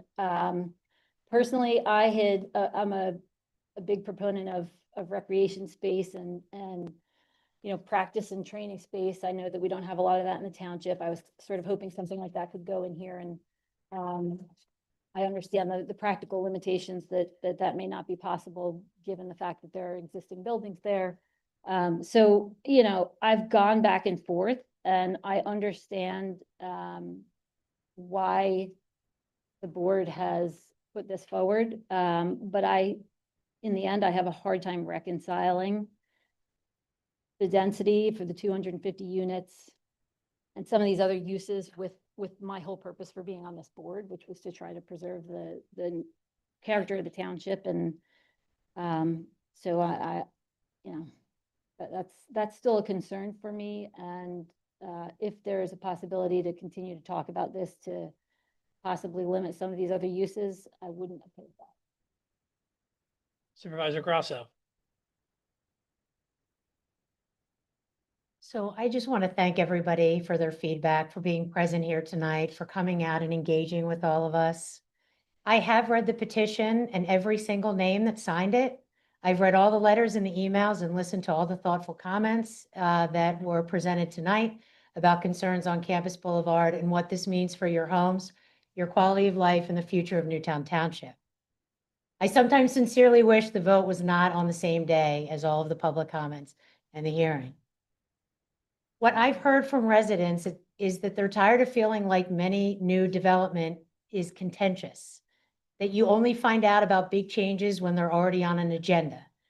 Residents have raised concerns about traffic on Westchester Pike and Bishop Hollow Road, about flooding and stormwater, about losing open space, and about what might be built across from your neighborhoods and our parks. And I understand these concerns. So with the new ordinance tonight, I heard someone say, why do we need to approve now? Why is this being rushed before our comprehensive plan is completed later this year? The specific situation we're in, I think you've heard our solicitor mention, as well as Supervisor Altieri, that a developer may have a path to pursue a much larger, higher density residential plan, something on the scale of 500 units, based on prior filings under the old zoning. The ordinance in front of us tonight would cap age-restricted residential units at 250 and includes larger setbacks, deeper buffers, height limits, and conditional use standards that are stronger than we've ever had in this area. At the same time, the petition that was signed by more than 350 residents points to a larger vision. Connected parks and greenways, meaningful open space, coordinated pedestrian and bike paths, thoughtful phasing, stronger safeguards so that traffic, flooding, and neighborhood impacts are addressed not project by project, but cumulatively. My understanding is zoning is not a once and done. The law allows us to amend our zoning ordinance. This means we can treat this ordinance as a good first step and not the final word on Campus Boulevard. This year, as John has said, and many of you may know, we're updating our comprehensive plan. This plan will be our roadmap, where growth goes, where green corridors and trails belong, how we reduce traffic impacts, and how redevelopment should function over time as a whole. Once this plan is adopted, we can come back and amend our zoning, including the Campus Boulevard district. And my understanding, and I'm going to ask some of our other board members, is much of what people are talking about now is why we have these use cases. It is already in the special unit District 1. When we come back and after we come back and amend our zoning, we can better reflect a shared vision. And at that point, I feel like we'll be able to point to the maps in the ordinance and said, we already decided together what belongs here and what does not. So tonight, this vote is a tough one. It's about reducing a very real risk and putting stronger protections in place now.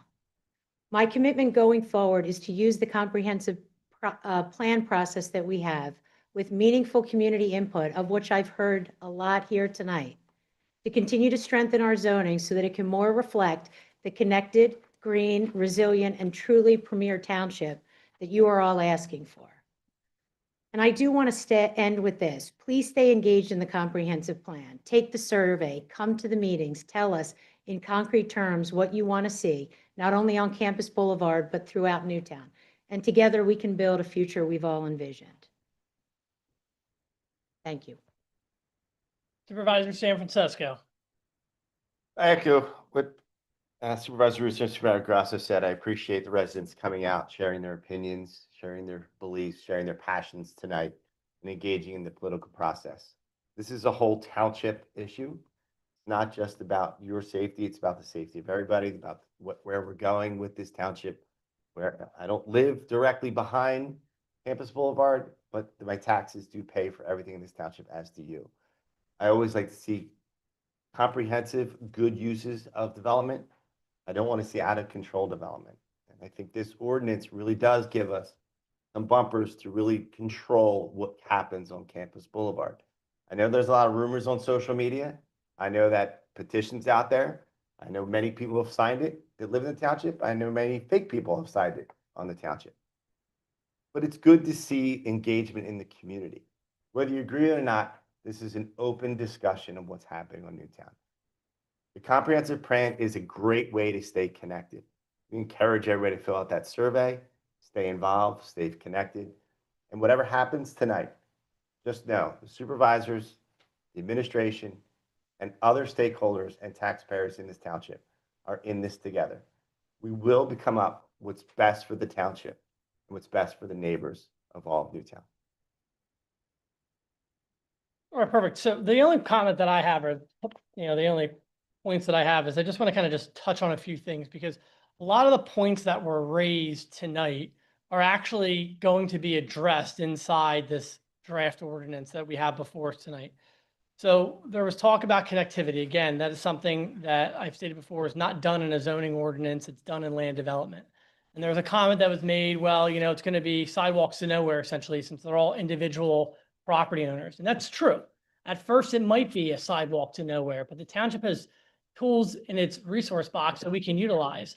The first one is condemnation for a sidewalk. We've done that in the past, but we've also been able to work successfully with surrounding property owners to get easements to allow for sidewalks to continue to flow from property to property. And you look at some of the existing projects that we've done in the last 6 years or 7 years that I've been on the board, we always hear from people saying it's going to be a sidewalk to nowhere. Well, yes, at first it will probably be a sidewalk to nowhere. But as that campus boulevard continues to be redeveloped, if they don't want to give us an easement for a sidewalk, it's all a puzzle piece that all starts to play in. We heard the same thing about it being a sidewalk to nowhere when the Porsche dealership was originally constructed. And now for the first time in Newtown's history, you can walk from the Porsche dealership all the way down to Media Line Road. We heard that it was going to be a sidewalk to nowhere along Wayland Road in Whitehorse Village. And that is becoming, ideally, as it continues to grow up, it'll be connected. We heard the same thing with the sidewalk to nowhere on Ellis Avenue, but that is playing a bigger piece just this year alone when we extend the sidewalk that's on Bishop Hollow down to Campus Boulevard and then up to the Petticoat League. So yeah, it might not be done all at once, but the good thing is that we have these tools in our boxes to ensure that connectivity does occur. There was comment with regards to, people walking from the Heights and from Florida Park. Again, right now, they might be doing that, but we all have to be real with ourselves. Is that really the safest walking area? What we can do in moving forward with land development is ensure that we have defined sidewalks that are safe for everyone, whether it's someone pushing a stroller or someone who needs a little accessibility. We will allow for that during the land development process. Ellis Preserve was brought up a lot along with, Listener. I think it's important for us to really keep track of what we're talking about with the former DuPont property and Ellis Preserve. That was virgin soil that was never touched, right? What we have here is an already developed office complex that, for all things considered, is not surviving as well as we would all like to see an area in this township survive. Office is dying.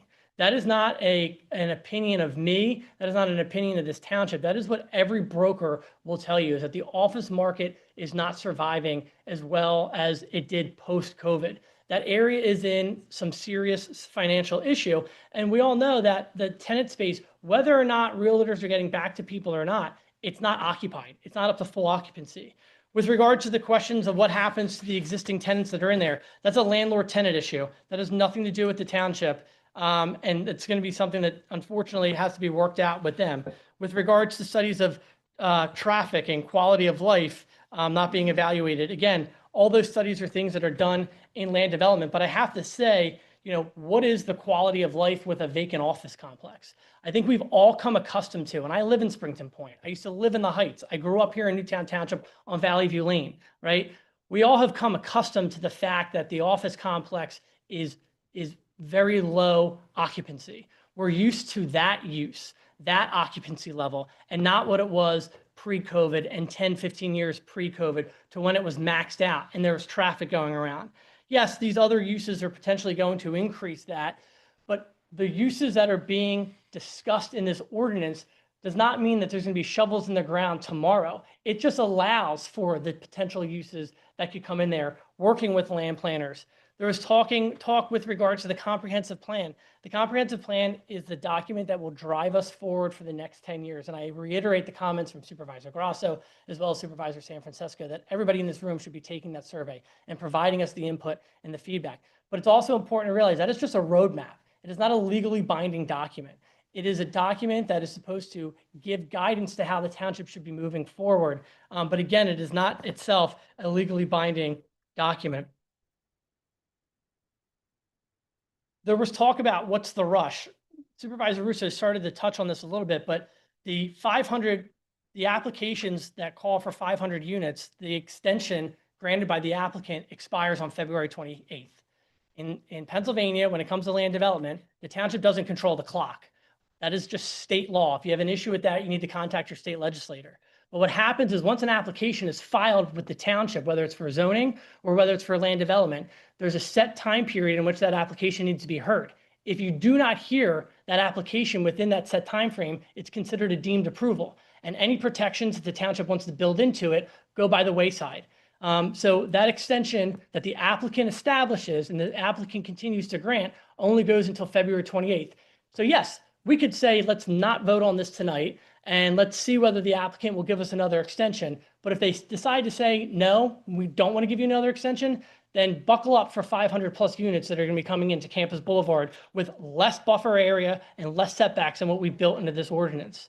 The last thing is I just want to just kind of touch on with regards to the variance, special exception, and conditional use. First off, a zoning code does not state what uses are permitted by variance. The term variance itself means that the use is not permitted either by special exception or conditional use or by right in the zoning ordinance.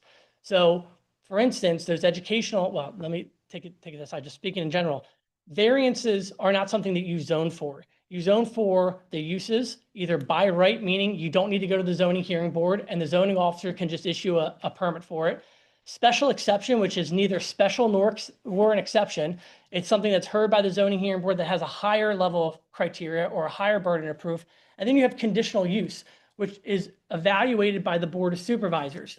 In the ordinance itself, there's 9 or 8 conditional use criteria that the Planning Commission needs to evaluate. And there's another 8 or 9 that the Board of Supervisors needs to evaluate. So it's irregardless of whether us 5 are sitting here when a land development application comes before the board. What matters is that the criteria is outlined in the zoning ordinance, which really, really makes a tough hurdle and a burden for the applicant to overcome. Not saying it's impossible, but there's protections in there regardless of who here is serving on the board.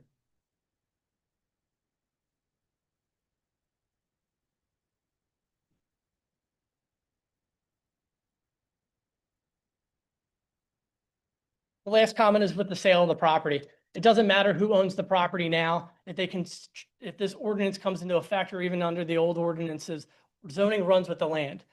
So this ordinance, if it is adopted tonight and Henderson was to sell tomorrow, it doesn't mean that the next owner does not fall under this ordinance. Zoning runs with the land. So irregardless of who the owner is, that the zoning code, if it is adopted tonight, would continue to apply and would continue to be applicable to those individuals or people who are trying to develop it. So that's all that I have with regards to that. Now we'll move down to section 13, which is the ordinance 13.1.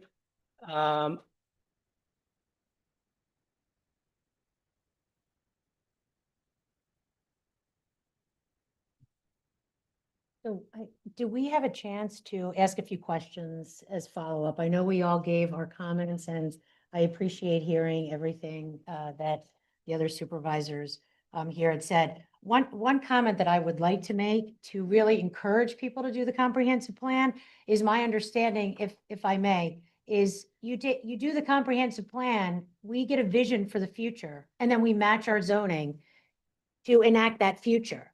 Leonard is right. Your comprehensive plan is not a legally binding document, but your zoning is. So I can say to you that my commitment here to you is for everybody that participates in that comprehensive plan moving forward, I will work hard to make sure that our township follows the zoning that will enable us to act and enact our comprehensive plan. The second thing I did hear tonight was people had mentioned some of the uses that were put on there, such as the micro hospital, the storage. Mr. Sikora, can you correct me if I'm wrong, but that is already allowed currently now, some of it in the special SU district. And just so everybody knows, this zoning ordinance replaces, it's a brand new one. So that's why maybe some of those listings are there. What is permitted right now is medical offices and medical type facilities, laboratories, and of course from time to time, people would inquire about the ability to have other types of, like, what do medical offices entail, right? Does medical offices include rehabilitation center? Does medical office, I mean, what's a medical office isn't just an office where somebody types at a desk and talks about medicine, right? It's actual, there's people who come in. So at what level does medical office stop being a medical office and become something else? And so because medical uses were already allowed, and they're already allowed by conditional use, this is just an extension of that. So, the idea is, is there a need in Newtown Township for emergency medical care? And where does somebody go right now? There's hospitals that are closing And there's people who are going all the way to Paoli for if they have a heart attack, and then they're waiting 5 hours, right? So the idea is there something here that's local for our residents? There's a baseball field right next to where we're talking about. Kids get hurt in those baseball field. How far do they got to go if you break an arm? So what it does is it fleshes out what's already there, probably, increases a little bit. It defines a little bit more what's allowed, but that's the idea. It's not a, I think it's 10 emergency room beds and then 12 observation beds. So it's not supposed to be a large facility for housing people. It's, if you have an issue, you go there. If they need to hold you overnight, they can hold you overnight. Release you the next day. That's the idea. Because right now, all the medical facilities there is a continuing a restriction on overnight housing. So the only overnight allowed is for if that use ever goes there. If it ever goes there, it doesn't mean anybody wants to go there. And after we complete our comprehensive plan, this zoning ordinance can be amended to allow stronger. So so zoning ordinances constantly change. And so it's a legislative function to review the existing districts and to review what's happening and if there's modifications needed. For instance, as we talked about, SU1 used to incorporate R5 districts. And R5 districts had a clause that said any nonprofit use, Well, it could be anything in the world. And so we said, that's not a great idea. So one of the first things we did is we got rid of this idea of any nonprofit use. Then if you determine that, hey, the town is exploding in population and there's been a lot of multifamily housing that's come around. And so the decision was made, hey, let's modify our existing SU1 district to remove the reference to housing for the elderly, because that was the only type of housing that was allowed.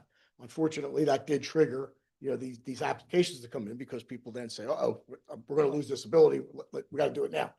But those are examples of constant modifications that the board has engaged in to say, hey, let's further refine what we have.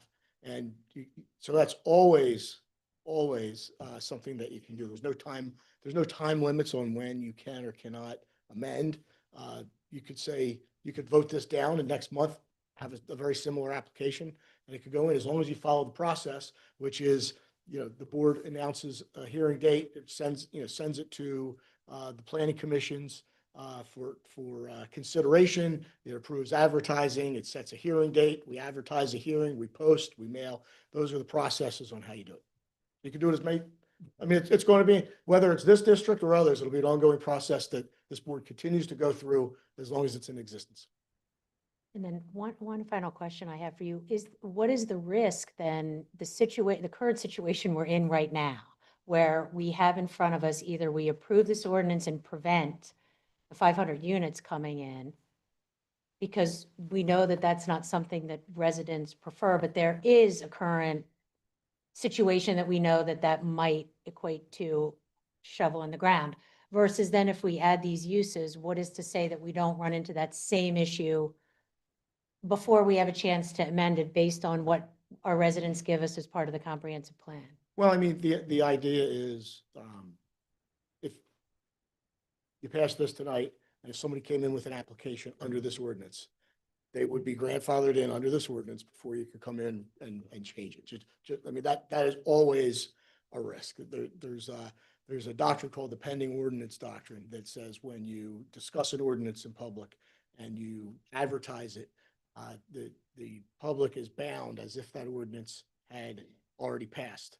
But under the NPC, there's a specific provision, Pennsylvania statute, that says that pending ordinance doctrine does not, they don't use these words, but it's what it means. The pending ordinance doctrine does not apply to zoning modifications. And so there's always, no matter what your current zoning is, if somebody comes in with the existing application, you can't just say, oh, we're going to, pretend like we already changed the zoning ordinance. And we have dialogue now. If I can ask some of the questions here. I mean, from what I understand of this ordinance, and I be curious what some of the other supervisors think, is I think there's a lot of protections and safeguards in place with buffering, with setbacks that would strengthen what we currently have now. If we do not, and that, we know the big issue in front of us is 500 units, which we know will be coming if we don't pass this by the end of the month, versus saying it's going to be 250. What do you guys consider the risk of maybe something else then coming down the pike that might be even more than this? And if I understand this correct, when I read the full ordinance, there are a lot of caps and restrictions, the assisted living facility, the specific uses. So I think we really did try, when this ordinance was written, to safeguard us being in a similar situation that we're in now Correct. with a 500 unit. So Correct. it would be much more conducive to what our comprehensive plan was in 2016. And we're trying to put some safeguards in now before we can do it later. Like for instance, I mean, you see Sunrise, you know, that's not a traffic generator, like if everybody there was a resident, right? So, and also you have a, you know, age restricted housing in the same district where you have assisted living, right? And so the idea is there's this continuum. It's not a retirement community, but there's a thought out process that says, hey, these are the types of needs, these are the types of things that are met, as opposed to just 500 units that aren't limited to two bedrooms, by the way. Yes, right. So this one, they are The limited. existing SU1 was just housing for the elderly, whether it be single family residence, multifamily, or attached or semi-detached. There really wasn't much. The last one under the SU1 zoning didn't really have much in the way of rearward buffers, meaning against the existing neighborhoods. In the older concepts, people used to try to push all the uses away from the major road and push it back into the property, which closer to the existing residences. The modern trend is, hey, let's bring those uses closer to the more busy highways, the busy roads, and leave the back more of a buffer and less intense.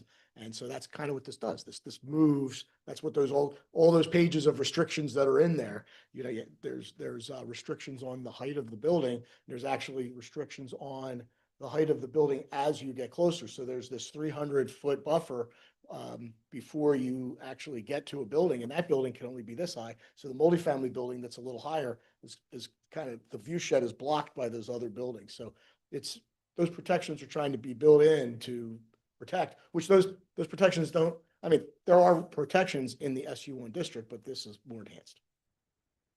And to that point, one thing to kind of just jump off of that, you know, it's hard for people, I guess, you know, it is hard for anyone to conceptualize the protections that are in here with regards to the bulk requirements, right? Whether it's setback, height, so on and so forth. But they have all, you know, including buffering, they have all been by and large increased. And the opportunity to see that play out where you see the actual proposed development is a whole nother process, which is the whole land development process and or conditional use process, which again is a public process that would play out when an application is pending, going before the Township's Planning Commission. For conditional use, it would be the Township's Planning Commission, and then it would come up to us where it would be a public hearing such as this, and they would have everything on display. And these protections, the buffering, the height and everything are just the minimum. They can always increase it to something else. And there was one other point that I forgot to mention is I know there was comment with, and it's a very good comment, with regards to Nell and the, you know, like the home run derby, right? You know, I think wherever you live in the township, you can hear the home run derby over the summer, and we love it.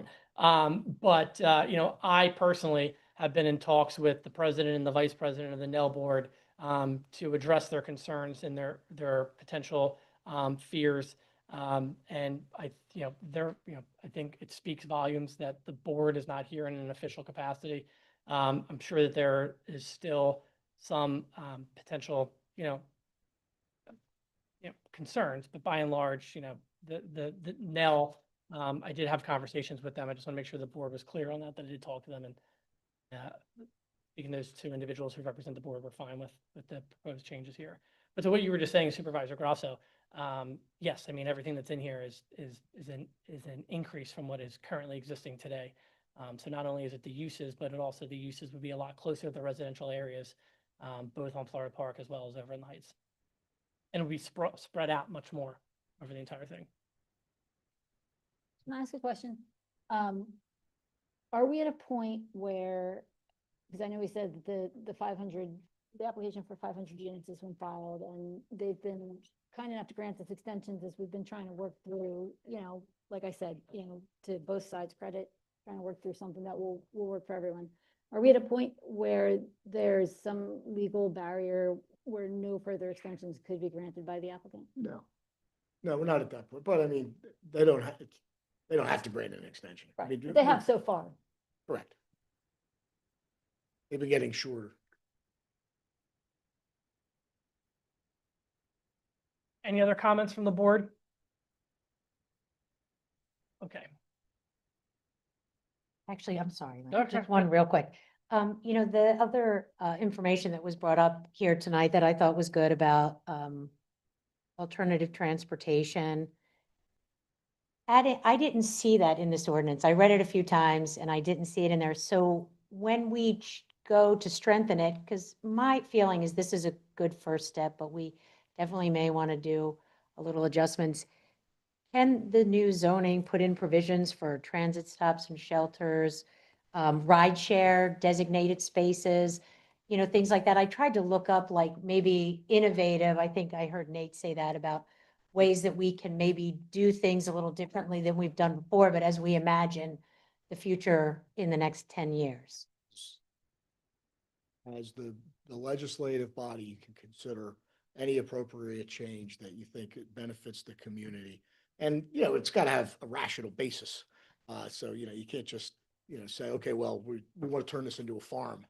That's, as Mr. Altieri is aware, there's a very famous land use case where they tried to zone areas like in Valley Forge, King of Prussia area and say, you got to keep it. It's got to be a farm, and it just doesn't work. So there's got to be a rational basis. But if there's a rational basis that the board has to create a particular district or a use or modify a use or put a restriction in, you can do that. And there's really no there's no time limit. You could start if you wanted to. I mean, that's the board, not me. But if the board wanted to start that process tomorrow, they could. But what they would have to do is go through all the steps. You have to say, hey, we have this idea. Let's direct somebody to actually think about this, draft it. What would it look like? All right, do we want to send this to the planning departments, Delaware and the township? If they say, hey, okay, or they have their 30-day review, then you say, okay, we're going to set a hearing, and the public gets to come out. And you got to advertise it, you got to post it. So only do all those steps. You can do it over and over and over. And it is a continuous process that this board will engage in as long as you're a board, and as long as the NPC says that's the process. And we've done that outside of it being in a zoning ordinance. I mean, we did that during conditional or land development approval for Boron. We did a bus stop as part of that. Correct. Yeah. Correct. And maybe just a little discussion on the use of conditional use and special exception, because that was brought up here too. And I've been trying to learn and understand is if your ordinances are very laid out and strong, I think conditional use and special exceptions are hard sometimes on developers because they delay things that they know that they could do if they followed the rules that were laid out based on an ordinance or a zoning ordinance that was put in place collectively with community input from the comprehensive plan. And I sometimes think that sometimes conditional use heavy is difficult because I know, Leonard, you had mentioned that there's a lot of safeguards in conditional use, and I definitely agree with that. But then I also think that some of the development that people, I think, are not always in agreement with that happened before, we always say, well, that was a different board decision. So in a way to protect what people want based on the comprehensive plan where it isn't person specific or that kind of thing, does it make sense sometimes now that we're doing the comprehensive plan to, as long as the developers are following the guidelines that we outlay in clearly defined zoning ordinances, that we can save conditional use and special exception for specific use cases and not necessarily all of the development? No, it's a very good question. And so much of our zoning code is just what they call by right. Right. And you just, as long as you meet the setback requirement and the use falls in that category, as long as you meet your height requirement, as long as you meet your area, lot requirement, you can just do it. And I mean, there's still a land development process that you have to go through if you're building a commercial structure, modifying a commercial structure. There's still still a land use process they have to go if you're subdividing the property to make, multiple lots out of one. That's all got to come before the board, even if they comply by right with the zoning code. The conditional use and special exception processes, what they do is they take a look at things that might have additional implications in the community and say, hey, we want to have a second bite at the apple to make sure that it's meeting certain criteria. And there's objective criteria for certain things. And that's like all these additional, we said, okay, these are additional conditional use criteria. And that's all the extra stuff that we added in there for particular types of uses, because residential is a particular use in this district. So we added a bunch of specific things for residential, added specific things for indoor storage, right? Just, limiting all kinds of uses, no outdoor, it's got to be indoor, lights and access and all kinds of things. Those are all objective criteria that the applicant has to essentially prove that they meet and at a hearing. So it is a nice level of protection when you think it's appropriate. I think because, you can see how many people are very concerned about this particular area. It's traditionally been by conditional use there.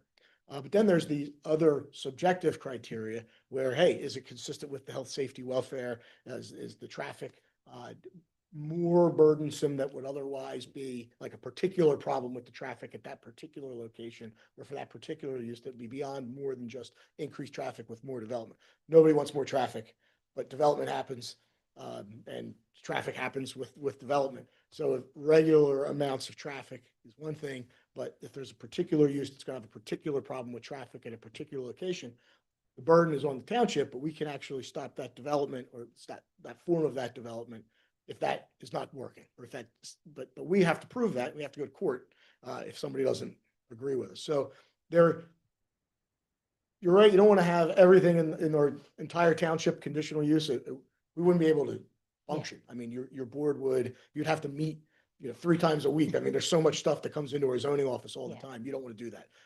But there's important things, bigger things, unique types of things.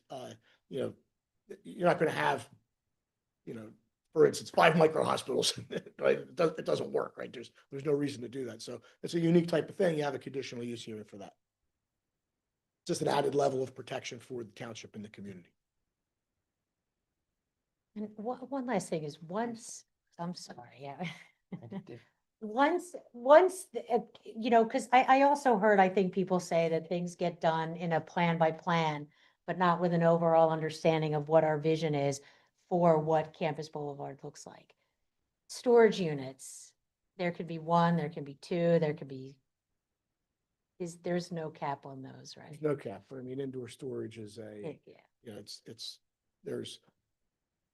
we have caps on the height. We have, there's only so much that, the market has to bear it too, right? I mean, the way the township looked at it is that's one of the least intense uses that you could have. Right. I mean, Indoor storage is limited time, 8 in the morning or 7 in the morning to 9 at night. It's locked out. They don't want people in there overnight because that's when bad things happen. It's very controlled. You go to any storage. I built 2 million feet of it. It's not allowed to be 24/7. It's not a high traffic. People tend not to go to their storage unit. It's something you go and you drop stuff off. And Okay, because I'm just saying that some of it, we are able to put specific guidelines around it so that we can envision what the whole place looks like collectively together. So that might be something that we and that's a consider. conditional use. There's going to be conditional use Yeah. there. They got to meet the objective criteria and the subjective criteria for that particular application. And assuming it's assuming it's not going to fit or work well in an existing building, they Right. would actually have to redevelop a building. And so there's a land development process too. Okay, thank you. All right, no more questions from the board? Perfect. All right, so section 13, ordinances 13.1. I will make a motion to approve ordinance number 2026-01. Rich, I don't need to read the entire thing, do I? I'll make a motion to approve ordinance 2026-01. Second. Motion was made by the chair, seconded by Supervisor San Francisco. Is there any additional any additional board comment? All those in favor signify by saying aye. Aye. All those opposed? No. Motion carries 4-1. We'll now move down to, that should actually be public comment. So section 15 will be public comment or anything unrelated to an agenda item. Mr. Glazer.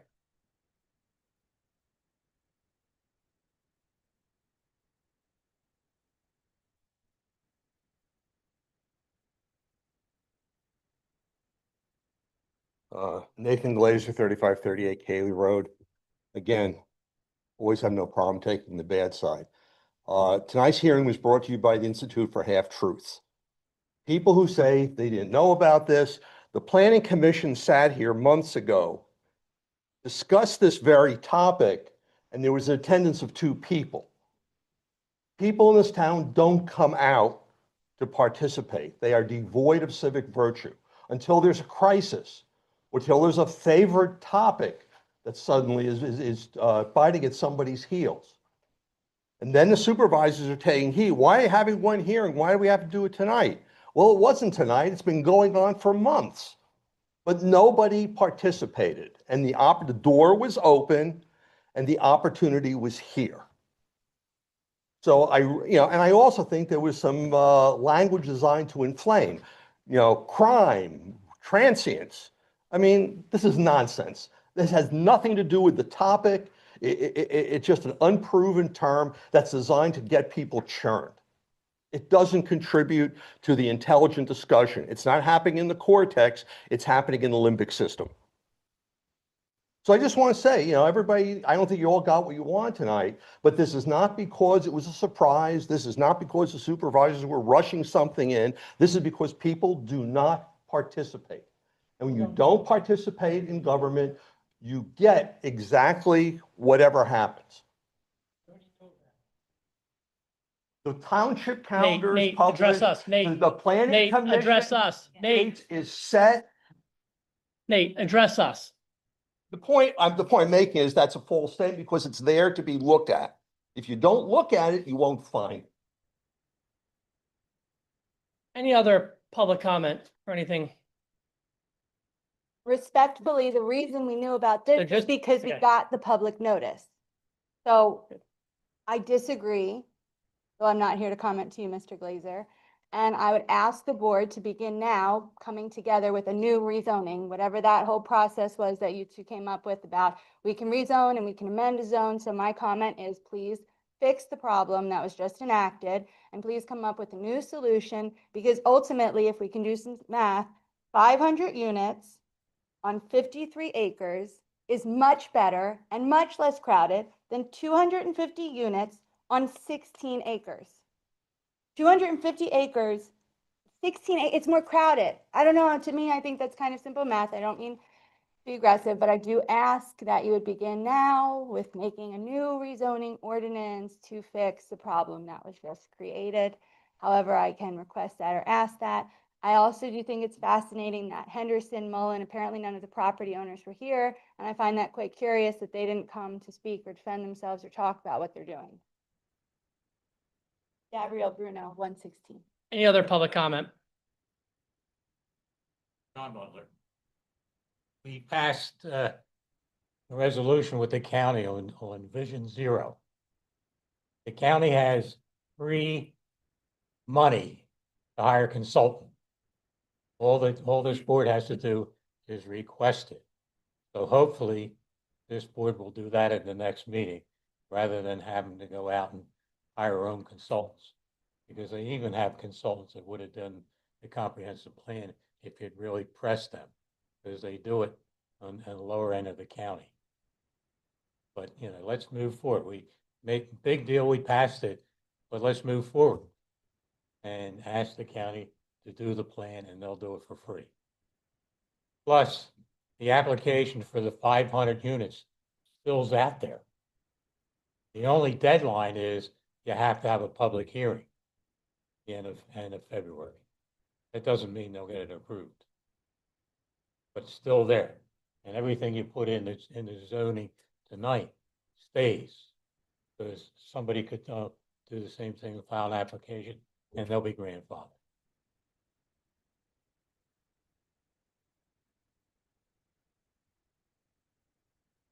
Davis, 118 Stony Boulevard. I think you mentioned, the solicitor, that there was a plan for some of the developers to plant trees around, or they were giving out free trees to plant everywhere. You didn't, someone mentioned it somewhere here. So it's, Okay. So what I'm saying, could we have, at least maybe the township, could the township plan to have a tree boundary on Bishop Hollow as it goes into Stony Brook Boulevard, just to prepare for the traffic and also to create beautification of that area? Because there's a light and there's a lot of squeaking. You know, my window's right there. I hear all this creaking of the cars stopping and also all the cars moving forward. And also crossing over, through the campus boulevard. My suggestion is if this is going to go forward as it is right now, is to create a nice tree boundary, like evergreens, to look nice in that area, whereby it will create a good sound barrier to all of us, the residents of that area. thank you. Any other public comment? Turn it over to board comments. If there's any board comment. I just have a quick question, Steve. Is the link to the comprehensive plan on the website? I know some people were saying that. The existing comprehensive. The survey, no, I meant the survey that people would fill out. The survey link is yes on there. And it should have shown up in your tax. I got it on the tax bill. Yeah. If you got your tax bill this week, there's a link for it on the tax bill. The comments that I just want to make are with regards to the last comment that was just made right there is that buffering is built into the ordinance that was just adopted, and that all will be discussed during land development, and all this is the minimal. So when it comes down to the actual land development application, we can always request that gets enhanced, but it's a bigger buffer than what is currently permitted there right now. With regards to the comment of, I just don't understand mathematically, is the increase in units, whether it's spread out or not. We've heard time and time again from residents that they do not want to see more and more apartments and or residential units, and this ordinance does exactly that, which is slash that in half. And then just to be clear, so everyone knows, this is a township ordinance. This is not a Henderson ordinance. This is not a Mullen ordinance. This is a township ordinance. So the fact that Mullen didn't come or Henderson didn't come or any other property owner didn't come, you'd have to talk to them. It has no bearing on the ordinance that was just adopted. They didn't put that forward. We put this forward. We adopted it. Any other public board comment? This meeting's adjourned. Thank you, everyone.